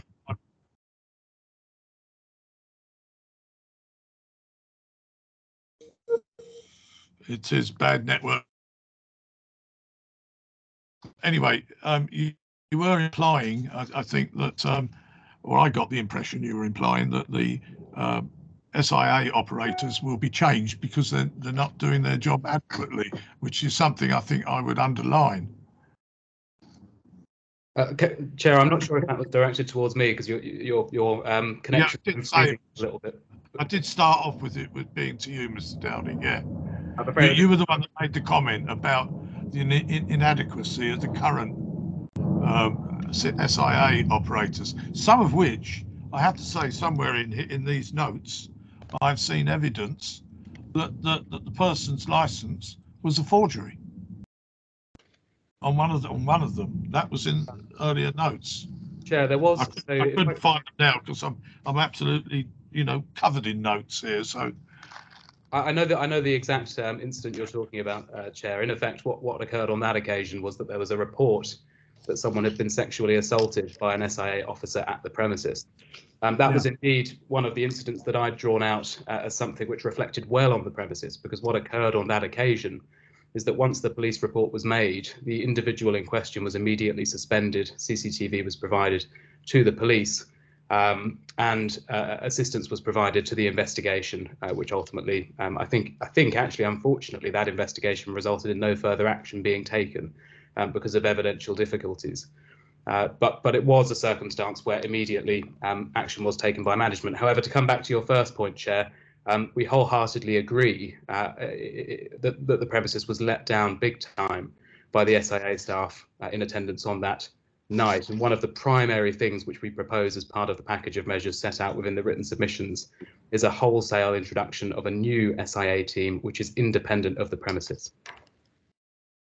I think we may have lost the chair. I think we've lost him temporarily. It's all right, my microphone was muted for me. No, I've got that. I'm just scribbling through some of my other notes. But again, I think I bring back to the door supervisor's log, which again gives indications of not being completed at the time. It is probably the best answer I could give to it, that somebody could sign in at 22:15 after everybody else. Says to me that it just, well, I can't think of any real reason for it other than that somebody noticed that a person was on the door but hadn't been bothered to sign into the supervisor's log. So it's poorly maintained, and we look along the capacity log check at 2201. I mean, that's hardly looking at anything, is it? The capacity log check. How many people were in the building? We don't know, because nobody on the door filled it in. And this is what worries me. It's not just about this person or that person. It's about a total situation whereby poor management is being exercised, either from the owners level right the way down to the door supervisors. There is just no real in terms of management. It just isn't happening. It's non-existent, and in that situation will lend itself, won't it, to the sort of incidents that we found happening, that is non-existent. I mean, some of the CCTV cameras are just unreadable, the indoor ones, and we found others where the recording discs were not available. They weren't in the machine. So when we were looking for significant recordings, they just weren't available. They disappeared. Now, that shouldn't be possible in any even just reasonably run organisation, should it? Chair, I'm not sure what that last matter was in reference to. I'm not sure. Well, apparently, and I can only quote what was written, that on the CCTV recordings, that these are recorded onto I don't know whether it's a disc or a pellet or something that's actually on the part of the equipment, and it records what has been shown on there. But when it came to what that is, but when they came to look for it, it wasn't available. Chair, is this in reference to previous, some of the reports within PC Brown's statement? It could well be. I've read a lot of statements in the last week. You know, I mean, we've been, you know, managed down, and I don't have the ability to be able to read backwards and forwards across some 200 odd pages and reference back. But yeah, I mean, there was reference to it. Chair, what I'm saying is, I'm making it, you know, it's an indication that there were absences from data that should have been available, which wasn't available, and that's not good, is it? It's not good management. But this is what we're finding. It's not. I mean, I have to say, it's more about an example of poor management, but these are with people who should be and have shown that they've got the lives of individuals in their hands. You know, there's 3 individuals, one at least, possibly 2, that could have died, that was in that situation because of poor management. Now, what, you know, I don't know, is the poor management indemnant, or is it something that is learnt or learnt not to be a poor manager? How do you overcome this? I don't know. Or you know, do we need to really look for alternatives? And that's maybe the situation. That's what I'm asking. That the whole thing reeks of poor management. Well, Chair, perhaps if I can assist with the three points I think you've just raised there. The first of which related to the CCTV issues, and this is one of the reasons why we had mentioned that caution needs to be taken when looking at the statement of PC Brown alone, because in relation to those matters, it certainly wasn't mentioned or wasn't suggested that it was the premises' fault that the CCTV was not on the memory stick. Indeed, in relation to the ones that I looked at, there was CCTV available of the incident, and when it subsequently came time as part of the investigation to view that CCTV on a USB stick, the USB stick came up as empty. Now, there are a number of reasons why that might be. I'm not a tech expert, but certainly files can become corrupted later down the line. But the reason we suggest taking caution when looking at that statement is we simply don't know. And when you don't know the answer to a question, there's no evidence one way or the other. That evidence certainly shouldn't be held against one party or the other. In relation to the quality of the CCTV that was present on the night, certainly the premises, as well as the package of conditions it's currently offering, is open to suggestions, and it's well within the licensing authority's gift to impose additional conditions. Now, the one point I would make is that at no point previously have the police, when they've been provided with the CCTV evidence, raised issues with the quality of that CCTV in connection with incidents where they've been given it as evidence to use to assist them with an investigation. If they had, it could have been changed sooner, but now that we know that it's an issue, it certainly can be altered. If the licensing subcommittee so wishes, it can be attached as a further condition requiring that a new CCTV system be put in place, which is higher quality and has to be signed off by the police before the premises reopens. I think the final point that was mentioned was the general point about poor management at the premises. And again, I reiterate, it's something mentioned in Andrew Bamber's report, which was commissioned by us. It's accepted that there clearly was poor management during that event, and that's why what we're proposing is a sea change. It's the entire removal of the SIA company that was responsible for the principal breaches in question to an independent company, which would have no connection to the premises other than being instructed to provide SIA officers. They would therefore be responsible for upholding their own procedures. There would therefore be less of a risk of potential complacency by SIA officers who are connected directly to the premises. In addition, we're proposing the addition of a new member to the team who is referenced within my written submissions, who is a very experienced personal license holder, and it's proposed that she will become a director of the company as well as someone who's integrated into the management of the premises. So these are all things which we propose to introduce in addition to the conditions, in addition to supervision by Andrew Bamber, which going forward will result in a sea change at this premises. And on the off chance that nothing does change, you will be receiving monthly reports along with the police from Andrew Bamber. And I have no doubt, based upon the robustness with which the committee is treating this matter, and the appropriate robustness, might I add, that there is no question that if there is the slightest breach, the premises will be hauled back before this subcommittee, and the inevitable will occur. The licence would be revoked. So those are the answers to address the questions that were just raised by yourself, Chair. Can I just, I'm listening, but I'm hearing you saying that we had to have 3 stabbings to understand that what was happening was poor management in the business and it needed changing. I surely somebody could have been, should have identified that earlier, and it's not up to the police or the council to identify poor management. That's up to the people who own the premises. And they take full responsibility for that, Chair. The question. I'm sure that is a great solution and made the 3 people who were stabbed feel much better.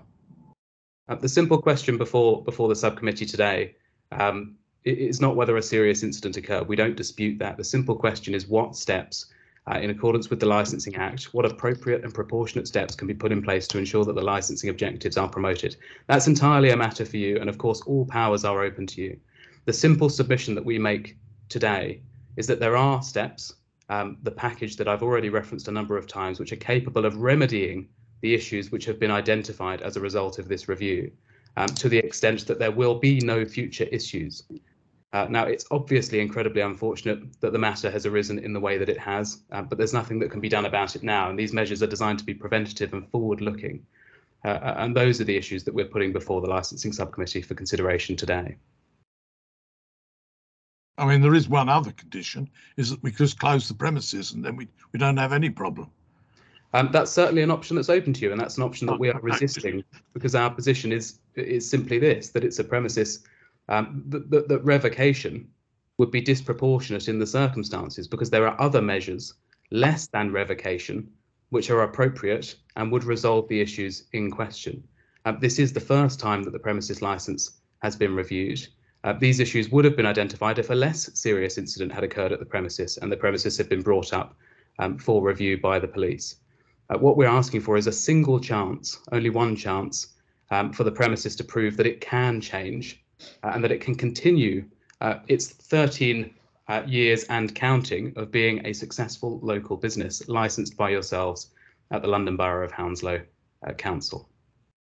I think what you're saying is what I was about to ask the question, but Cllr and Cllr Loco are one and the same, aren't they? They're not different organisations. They're the same management. There's nothing changed between that other than a name change. What I'm trying to make sure is we're not just going to another 3rd name change, but the proceedings are all there underneath. That I'm waiting to be convinced about. Chair, certainly this won't just be another name change, because if the subcommittee were to adopt the package of conditions in my written submissions, you'll see from the paragraph references that I gave you earlier, for both Mr. Bamber's report and my own, that there are an extensive package of measures and ones which you can add to, for example, with the CCTV requirement that you've already identified. So this would not be a name change. I don't know the reasons for the name change from Club K, but certainly it is the same premises. I can confirm that fact today, but this would not be just another name change. I understand and I hear what you're saying, but I mean, at the end of the day,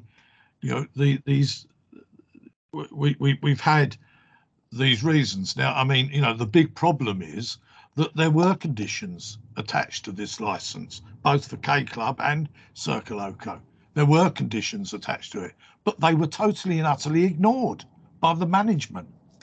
We see, I think, I forget the actual numbers, but it's certainly, in double figures, the number of conditions that were there were ignored. And in fact, the police have gone to say there's no point putting new conditions up if they're not carrying out the existing conditions. And that again has to say, and big, with a big, huge question mark over the ability of the management. And I'm not sure that putting one other person in there is going to overrule them, because if this other person going to be there at night time, is this other person going to be there when somebody is running a risk of being stabbed again? Chair, it's ultimately a matter for you to decide. The other person is not just one other person, it's an entirely new SIA team in addition to a new premises licence holder. And as I say, if those conditions do not appear to be working and there's a toe put out of line, you'll know about it because there will be an independent report by Andrew Bamber to yourself and the police, from which a further review can be prompted. But I would briefly note in relation to the breaches, if that's a reference to the breaches identified within the original statements provided by the police, matters have developed since then, and a number of those items were not, in fact, on closer inspection, we would suggest, breaches of the licence at all, and those items are set out at paragraph 10 of my written submissions, Chair. I'm sorry, I'm not quite sure what you're saying, that the conditions that we had were in breach, but they weren't in breach of the... No, not sorry, breached. I don't think I was clear enough there. We've accepted that there were a number of breaches of licence conditions, but there were less breaches. So originally the police had said, for example, this is at paragraph 10A of the written submissions, that the music event was externally promoted and therefore 14 days notice had to be provided to the police in relation to that event. Upon further investigation, it appears clear that in fact the music event was a regular DJ who is an in-house DJ. It was therefore not an externally promoted event, and there was therefore no breach of condition 7. And that's the same for... Can I just stop you there, because there were 2 events on that night, weren't there? There was a private birthday party. Private birthday party, which was the larger of the 2. Yeah. And then a private party in what is known by various names, but I call it the VIP room, which is one of the names, which is the subject of a leaflet that was circulated in southeast London, was it not? No, the DJ event, the regular DJ event, was what the leaflet related to, and there's a new appendix to this, the independent report of Andrew Bamber. I think it's a separate document, but it's an appendix to that report, which shows that particular poster alongside about 10 other posters which are very similar and are regularly put up by the premises in relation to its in-house events. So what you're telling me then is that the in-house event is being advertised in southeast London, because that's where that is being pushed. The advertised event was being advertised on social media. The DJ event was being advertised on social media. All right, I'll take it, but you know, it does seem to be part of our problem is that the majority of the people who attended that VIP event were from southeast London. Yeah, Chair. Sorry, yes. So the private birthday party, that's the event. No, not the private birthday party. That's external. I'm talking about the one that the leaflet went out on. Sorry, Chair, if I could just interrupt. I'm not sure where Councillor Todd is. He seems to have gone away from the camera, so I just want to make sure that he's able to hear everything. He's not on the list of names on the bottom. I'd say he's gone up to stretch his legs. I hope he's still in the room. I haven't seen the door behind him. He's not on the list. I'm looking at the list. He is still on the list on the right, Chair. Yeah, I just can't see him actually on his camera, so he may still be in the room. And no, but this does happen. On the right, I'm looking at the people down the bottom. I think, Chair, to be on the safe side, we should wait for Councillor Todd to reappear. Yeah, okay.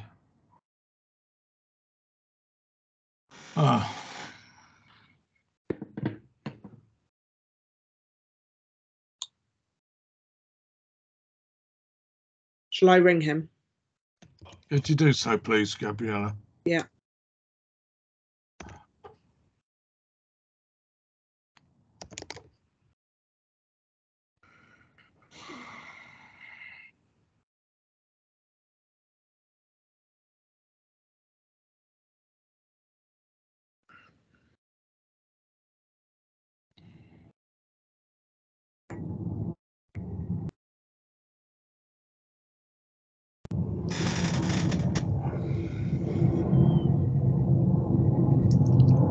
Answer machine. Sorry? It's gone to answer machine. He might be phoning somebody.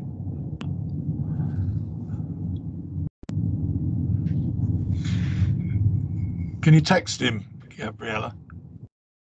I will.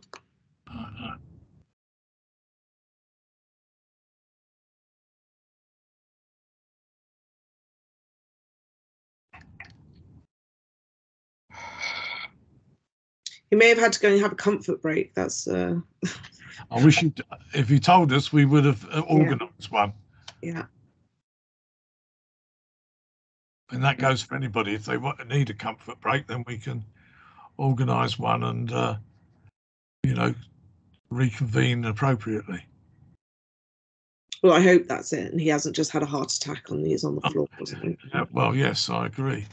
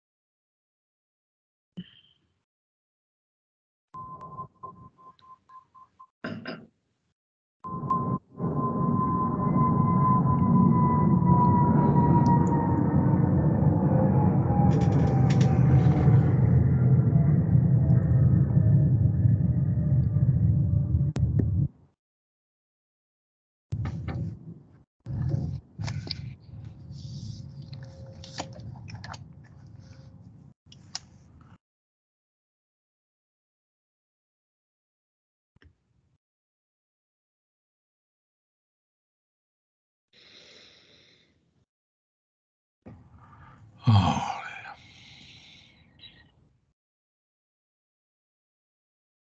it's not like we can actually go outside the building and have a look, is it? I could get on my bike and go down, but No. it would only take about 5 minutes. If you stay, at least we're quora. Yeah. So if you disappear on a bike, you're not. Okay, hold on.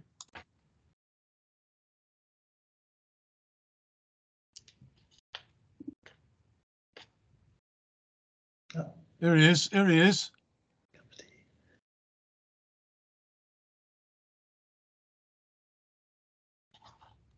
answering the phone to you. I was just ringing his home phone, so yeah. John.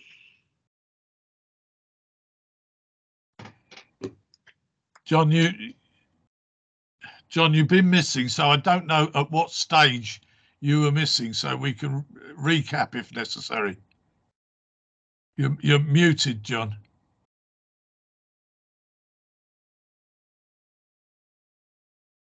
I've been missing for 2 minutes, so I had to go to the loo. I'm bursting, sorry.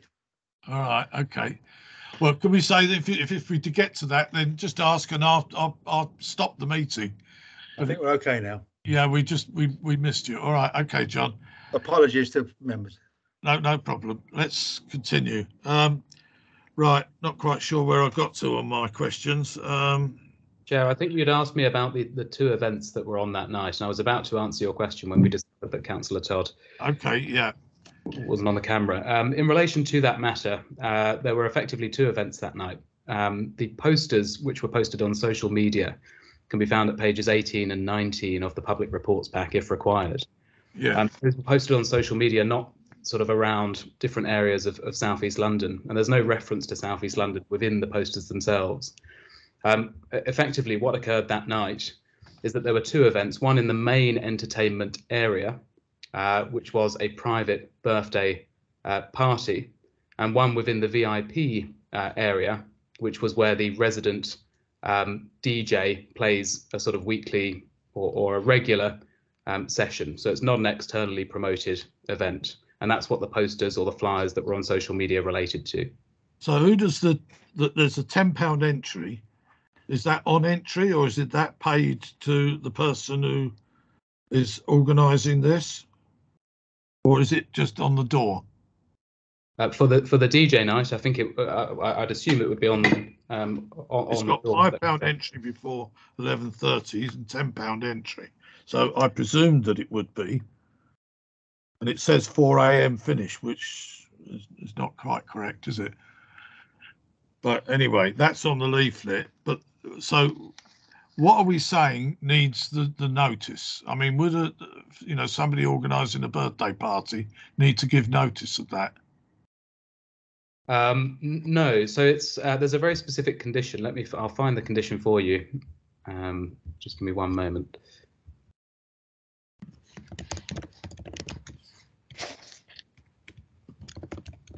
Condition 7.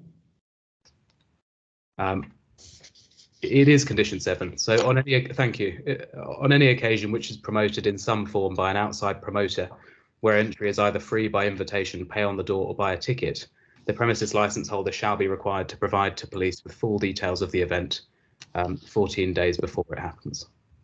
So why are you saying these two didn't need to be? Because the DJ night was an in-house DJ, a regular in-house DJ, and that there are various flyers which have been appended to the statement or report of Andrew Bamber, which show that regularly there are these DJ events which are run by the venue itself. So it's not an outside promotion. And then the other one was a private function. So again, it wasn't an outside promotion. It wasn't a promoted DJ event. It was simply a birthday party, as you would have at any other function room. Okay. Yeah. All right. That's all my questions anyway for the moment. Yeah. Thank you, Chair. So anyway, who do I move on to? That's the 3 councillors. Are there any questions from Gerald, do you have any questions of yeah. No, I don't. Thanks very much. You don't. Okay. Anyone else? There is no, thank you. No, none from Danny. Okay, and the only other one is, let me think. I'm having to run through my list. Charlie, do you have any? No, I have no questions, Chair. Okay, thank you. So that's the end of the licensee case. Before I move away, just to the councillors, Gabriella, do you have any further questions? No. No. John, do you have any further questions? No, thank you. No, neither do I. So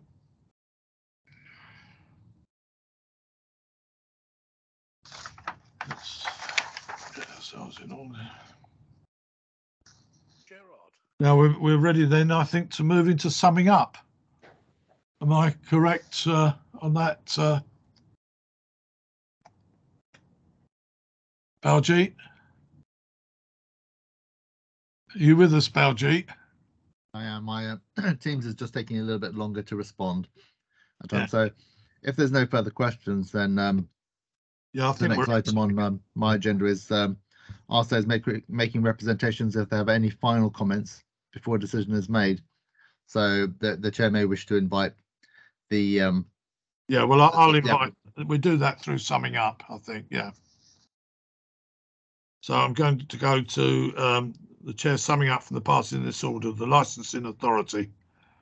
Do you have any comments to make? I don't think of the licensing authority. Who represents them here? Not in here. Charlie, I believe. It's Charlie. Yeah, there's no summing up as such to me as a representation wasn't provided. It was a supporting statement of the application led by the Metropolitan Police. Okay. So other relevant authority, we've covered that, I think. The licensee. Do you have any summing up to do, Mr. Downing? I'll be very, very brief. I'll just draw again to your attention the key points that have been made, but I won't take up too much time because there was a lengthy dialogue with yourself where I said most of that which required saying.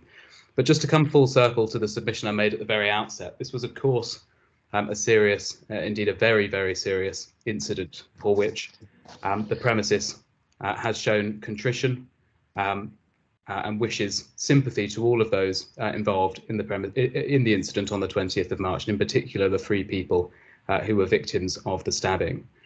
For all of the reasons identified, there were plainly clear, material and serious failings at the premises, those matters which I'd referenced earlier, which were covered in Mr. Gourrier's submissions and which we've discussed at length, namely the not using of metal detection wands, the failures in relation to people taking off their coats when they were within the premises and handing them in at the cloakroom, and the readmission of people by the security staff to the premises without researching them, as was required by the conditions of the licence.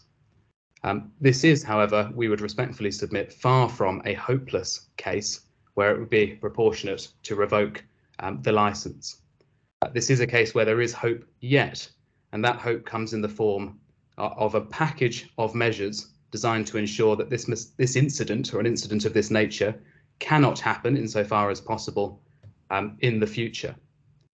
Those measures, to provide a brief summary, although you have them in writing, and I'd encourage you to look at those measures again in full before making your decision, or those proposed measures, can be categorised as follows: a new system of management with a new personal licence holder who has significant experience in the area, a new security industry agency security team, which is independent of the premises to remove the risk of complacency and to remove the risks identified as a result of the breaches in this case. Supervision of the premises by Andrew Bamber for 6 months, with monthly reports being provided to the police and the licensing authority following visits to the premises. 4, revisions to the existing conditions which are set out within my written submissions to avoid any ambiguity in the future. And 5, an undertaking by the premises not to reopen the premises until police are satisfied that all of those conditions have been properly implemented. In addition, the premises is of course open, and it's well within your gift to impose additional conditions that you deem to be appropriate, and some have been identified during the course of this meeting. For example, a revamped and clearer CCTV system. In all the circumstances, I would respectfully invite the subcommittee to give this premises, which I remind the subcommittee is a premises that's been licensed for 13 years and has not previously been subject to a review, a chance to prove itself to the subcommittee and a chance to continue as a licensed premises. Those are the submissions I've made on behalf of the premises. Right, okay, thank you very much. And I now move to Mr. Gourrier for your summing up. Equally, if not briefer, the central difficulty for the licensee, I suggest, is this: that you're being asked not to revoke this license because there is on offer what is being called a tight package of measures, which will be a solution to the various problems.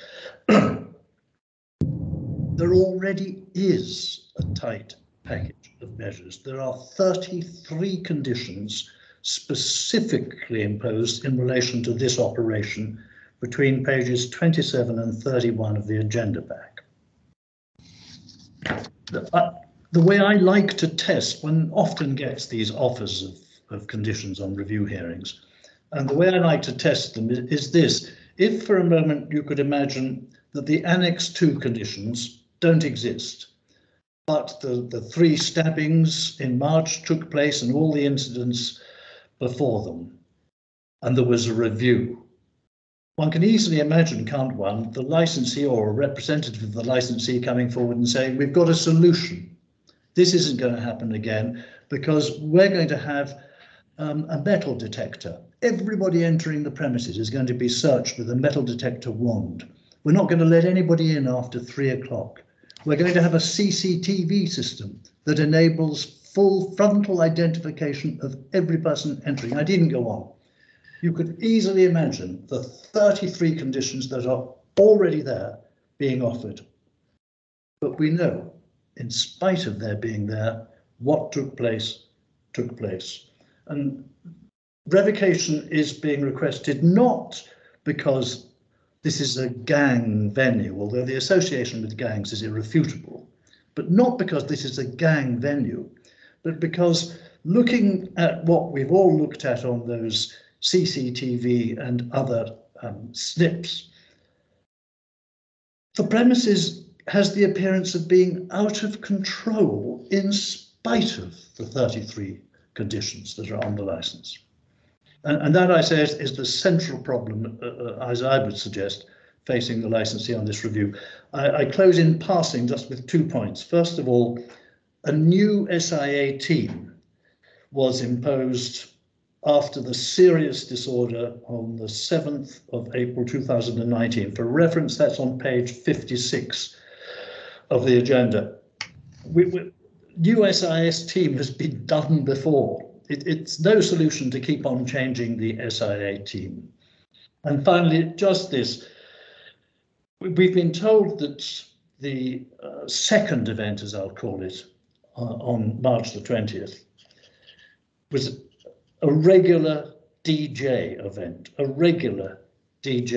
that doesn't sit happily with what Mr. Wood tells us at paragraph 13 of his statement on page 40, that he asked about that event and produced a social media advertising that we've all seen. And Mr. Onkar stated he'd never seen or did not know who DJ4 Blue was. I just mentioned it in passing because it doesn't sit happily with the explanation that what took place was not a promoted event, but was a regular DJ event. And if I went on any longer, I'd repeat myself, so I will stop. Right, thank you very much. So, thank you everyone for your helpful comments throughout the meeting so far. I'd now like to invite our legal advisor to clarify the procedure for making a decision and what options are open to us as a licensing panel. So, Baljeet. Thank you very much, Chair. So what will happen now is that the members of the panel will adjourn and go into a separate deliberation room. I'll be there to advise them on any legal issues they may have. They'll then make their decisions as set out under the Licensing Act, looking at section 53C at the moment. Steps are the modification of the premise of the conditions on the premises license, exclusion of a licensable activity from the scope of the license, removal of the DPS from the license, the suspension of the license for a period not exceeding 3 months, or the revocation of the license. And so they will be considering those matters. I will refer back to the chair as to how long he estimates the adjournment will be, and of course if it's taking longer than that time, then we will give notice back to everyone else to let them know what, you know, how much longer we the subcommittee thinks that they will be. I'm a bit stuck on that because my feelings tell me, right, this could be one that could be done in 2 minutes, or it could be 2 hours, depending on which way in which it gets debated. But you know, I think that let's stick with our normal rules. If 15-20 minutes have come up and it looks like we're still going to be here for a little while longer, then we will get a message through to the committee. But we would obviously like people to remain in the room, albeit a virtual one, and we're able to. If it helps. Sorry, Baljeet. If it helps, I was going to say, Chair, if it helps, I've got a time of 4:55 now. 15-20 minutes, possibly for the look to, you know, 5:15 p.m. and if the members are still deliberating, then obviously we'll get a message back to everyone to let them know with any updated time estimate if need be.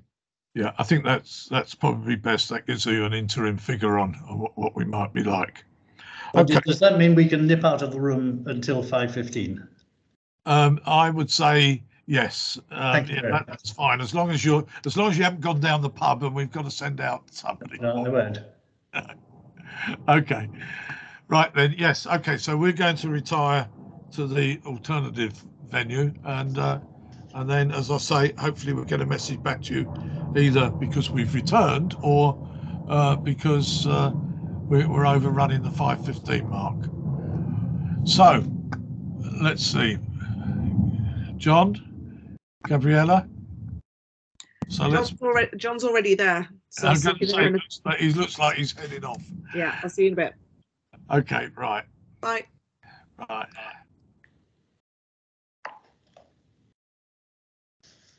Hello everyone, it's Bill the clerk here. Just to let you know that Rita, the licensing officer, will be messaging me to let me know if they're going to be there forever.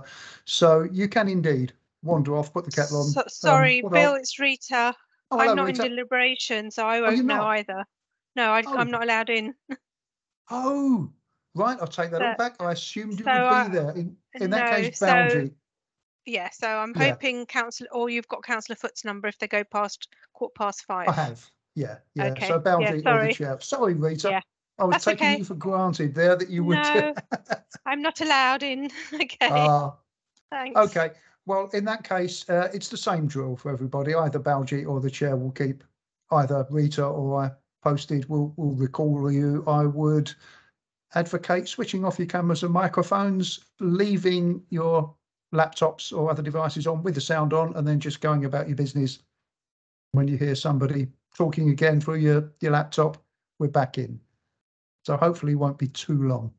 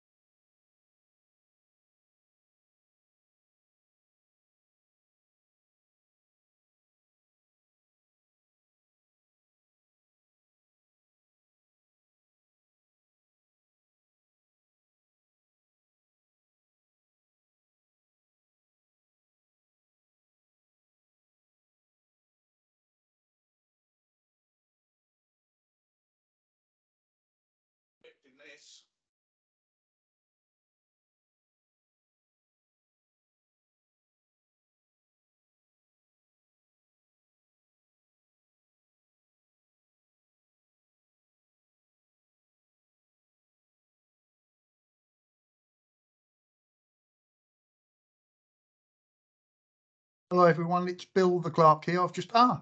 There you are. I was about to say I've just had a message that they're about to come out, but I've seen Councillor Giles and Baljeet. I've been preempted. Sorry, I thought we might be a little bit longer, but You should have stayed in there so I could have made an announcement. sorry, if I'd known we could have coordinated this better.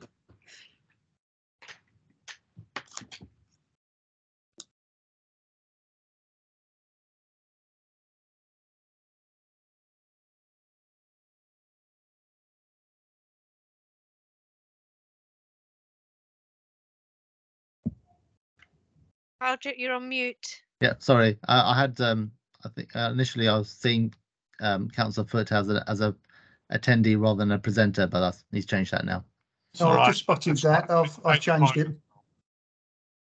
Yeah, I'm online now. So who are we missing? We're missing John. Yes, Chair. I was just joking. He's probably gone off to plant his potatoes rather than stick around for the decision. Oh, God.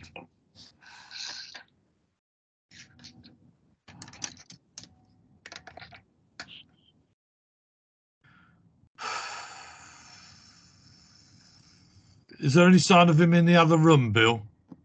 He was the first to leave. Was he? Yeah. Then I think, I'm just... Yeah. As long as he was in the other room, Chair, he's here now. it's possible to It's announce just the right. result. Yeah, he was in the other room, and all persons took part in it. We've only... Oh, here he is. Here he Good evening, is. Councillor.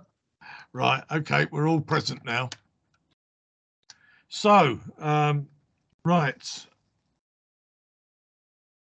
I'm gonna turn to Baljeet to read out the decision. Yeah, Baljeet. Thank you, Chair. So good afternoon. So the members of the subcommittee have decided to revoke the licence. It has been agreed that there have been material breaches, and the subcommittee noted that there are already a number of conditions on the licence and that not all of those have been complied with. They're not convinced that adding further conditions, rewording the existing conditions or changing the management will ensure the premises are safely operated and in compliance with all the licensing objectives. So they've made a sort of summary of the reasons why they have decided to revoke the decision, and a full written decision will be sent out. Is there a decision on the interim steps? Sorry, I'm sorry. You've lost me. In addition to a decision on the review, as Mr. Dowding pointed out in his submissions, there needs to be a decision whether you wish the interim steps to continue, if there be any appeal. That is the case.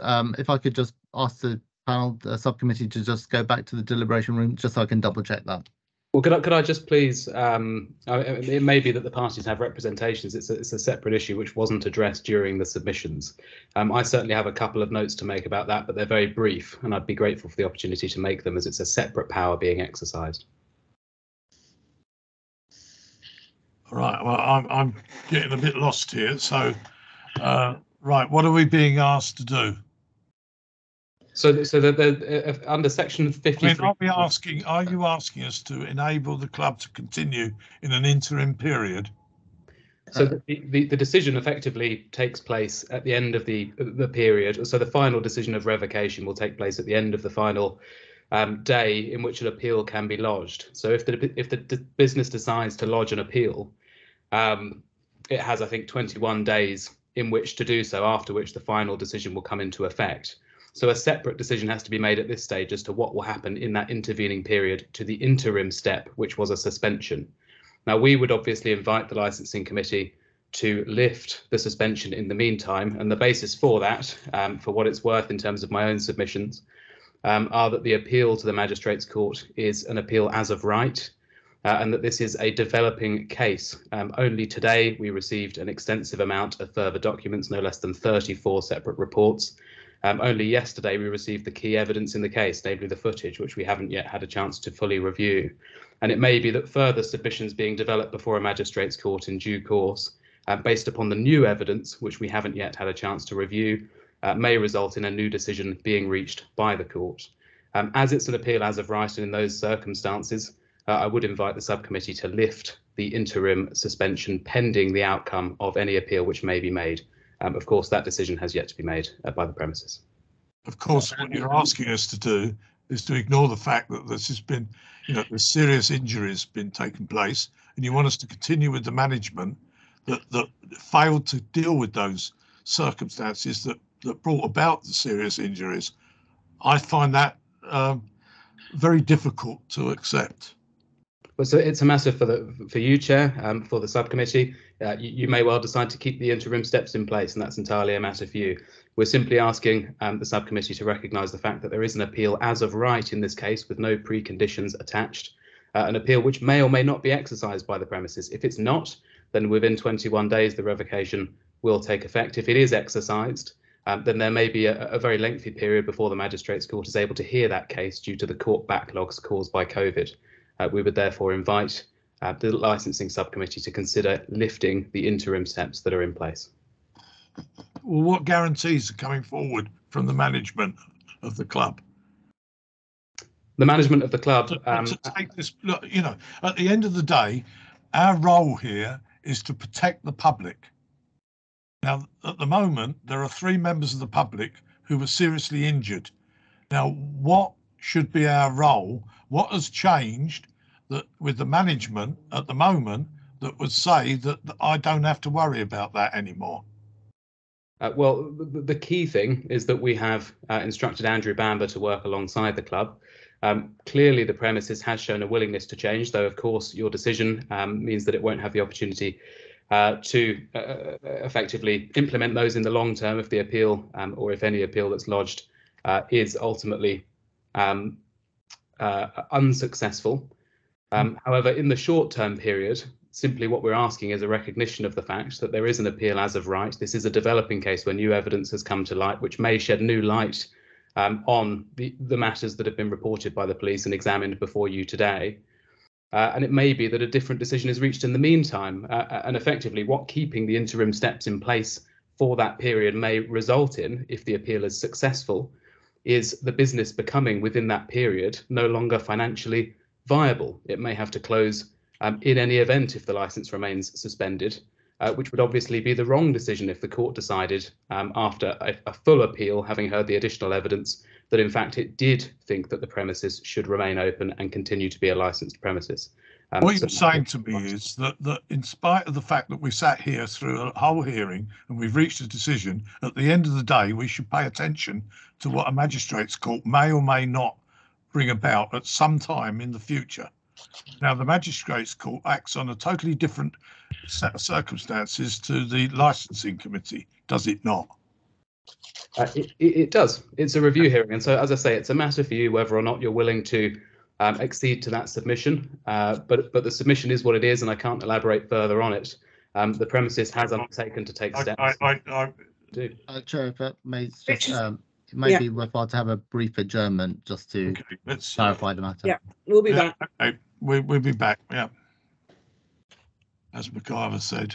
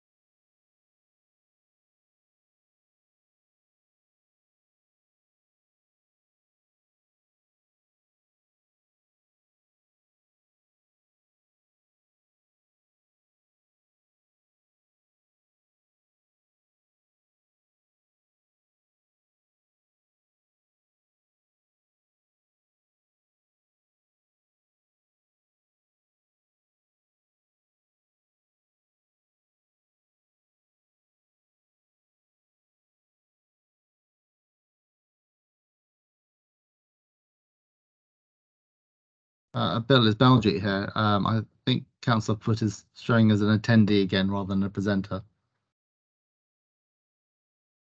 Thanks, Baljeet.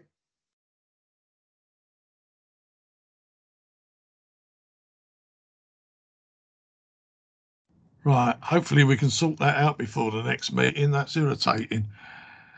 Right, we've been away to consider your point, and we have decided that the entrance steps are to remain in place for the 21 days. Thank you, Chair. Right. Okay, I think that is all we have to say today. I don't think there's any other matters remaining. So I thank you all for your attendance and ask you all to keep safe and remain healthy. So I wish you all good night. Good night. Thank you, Chair. Thank you, Chair.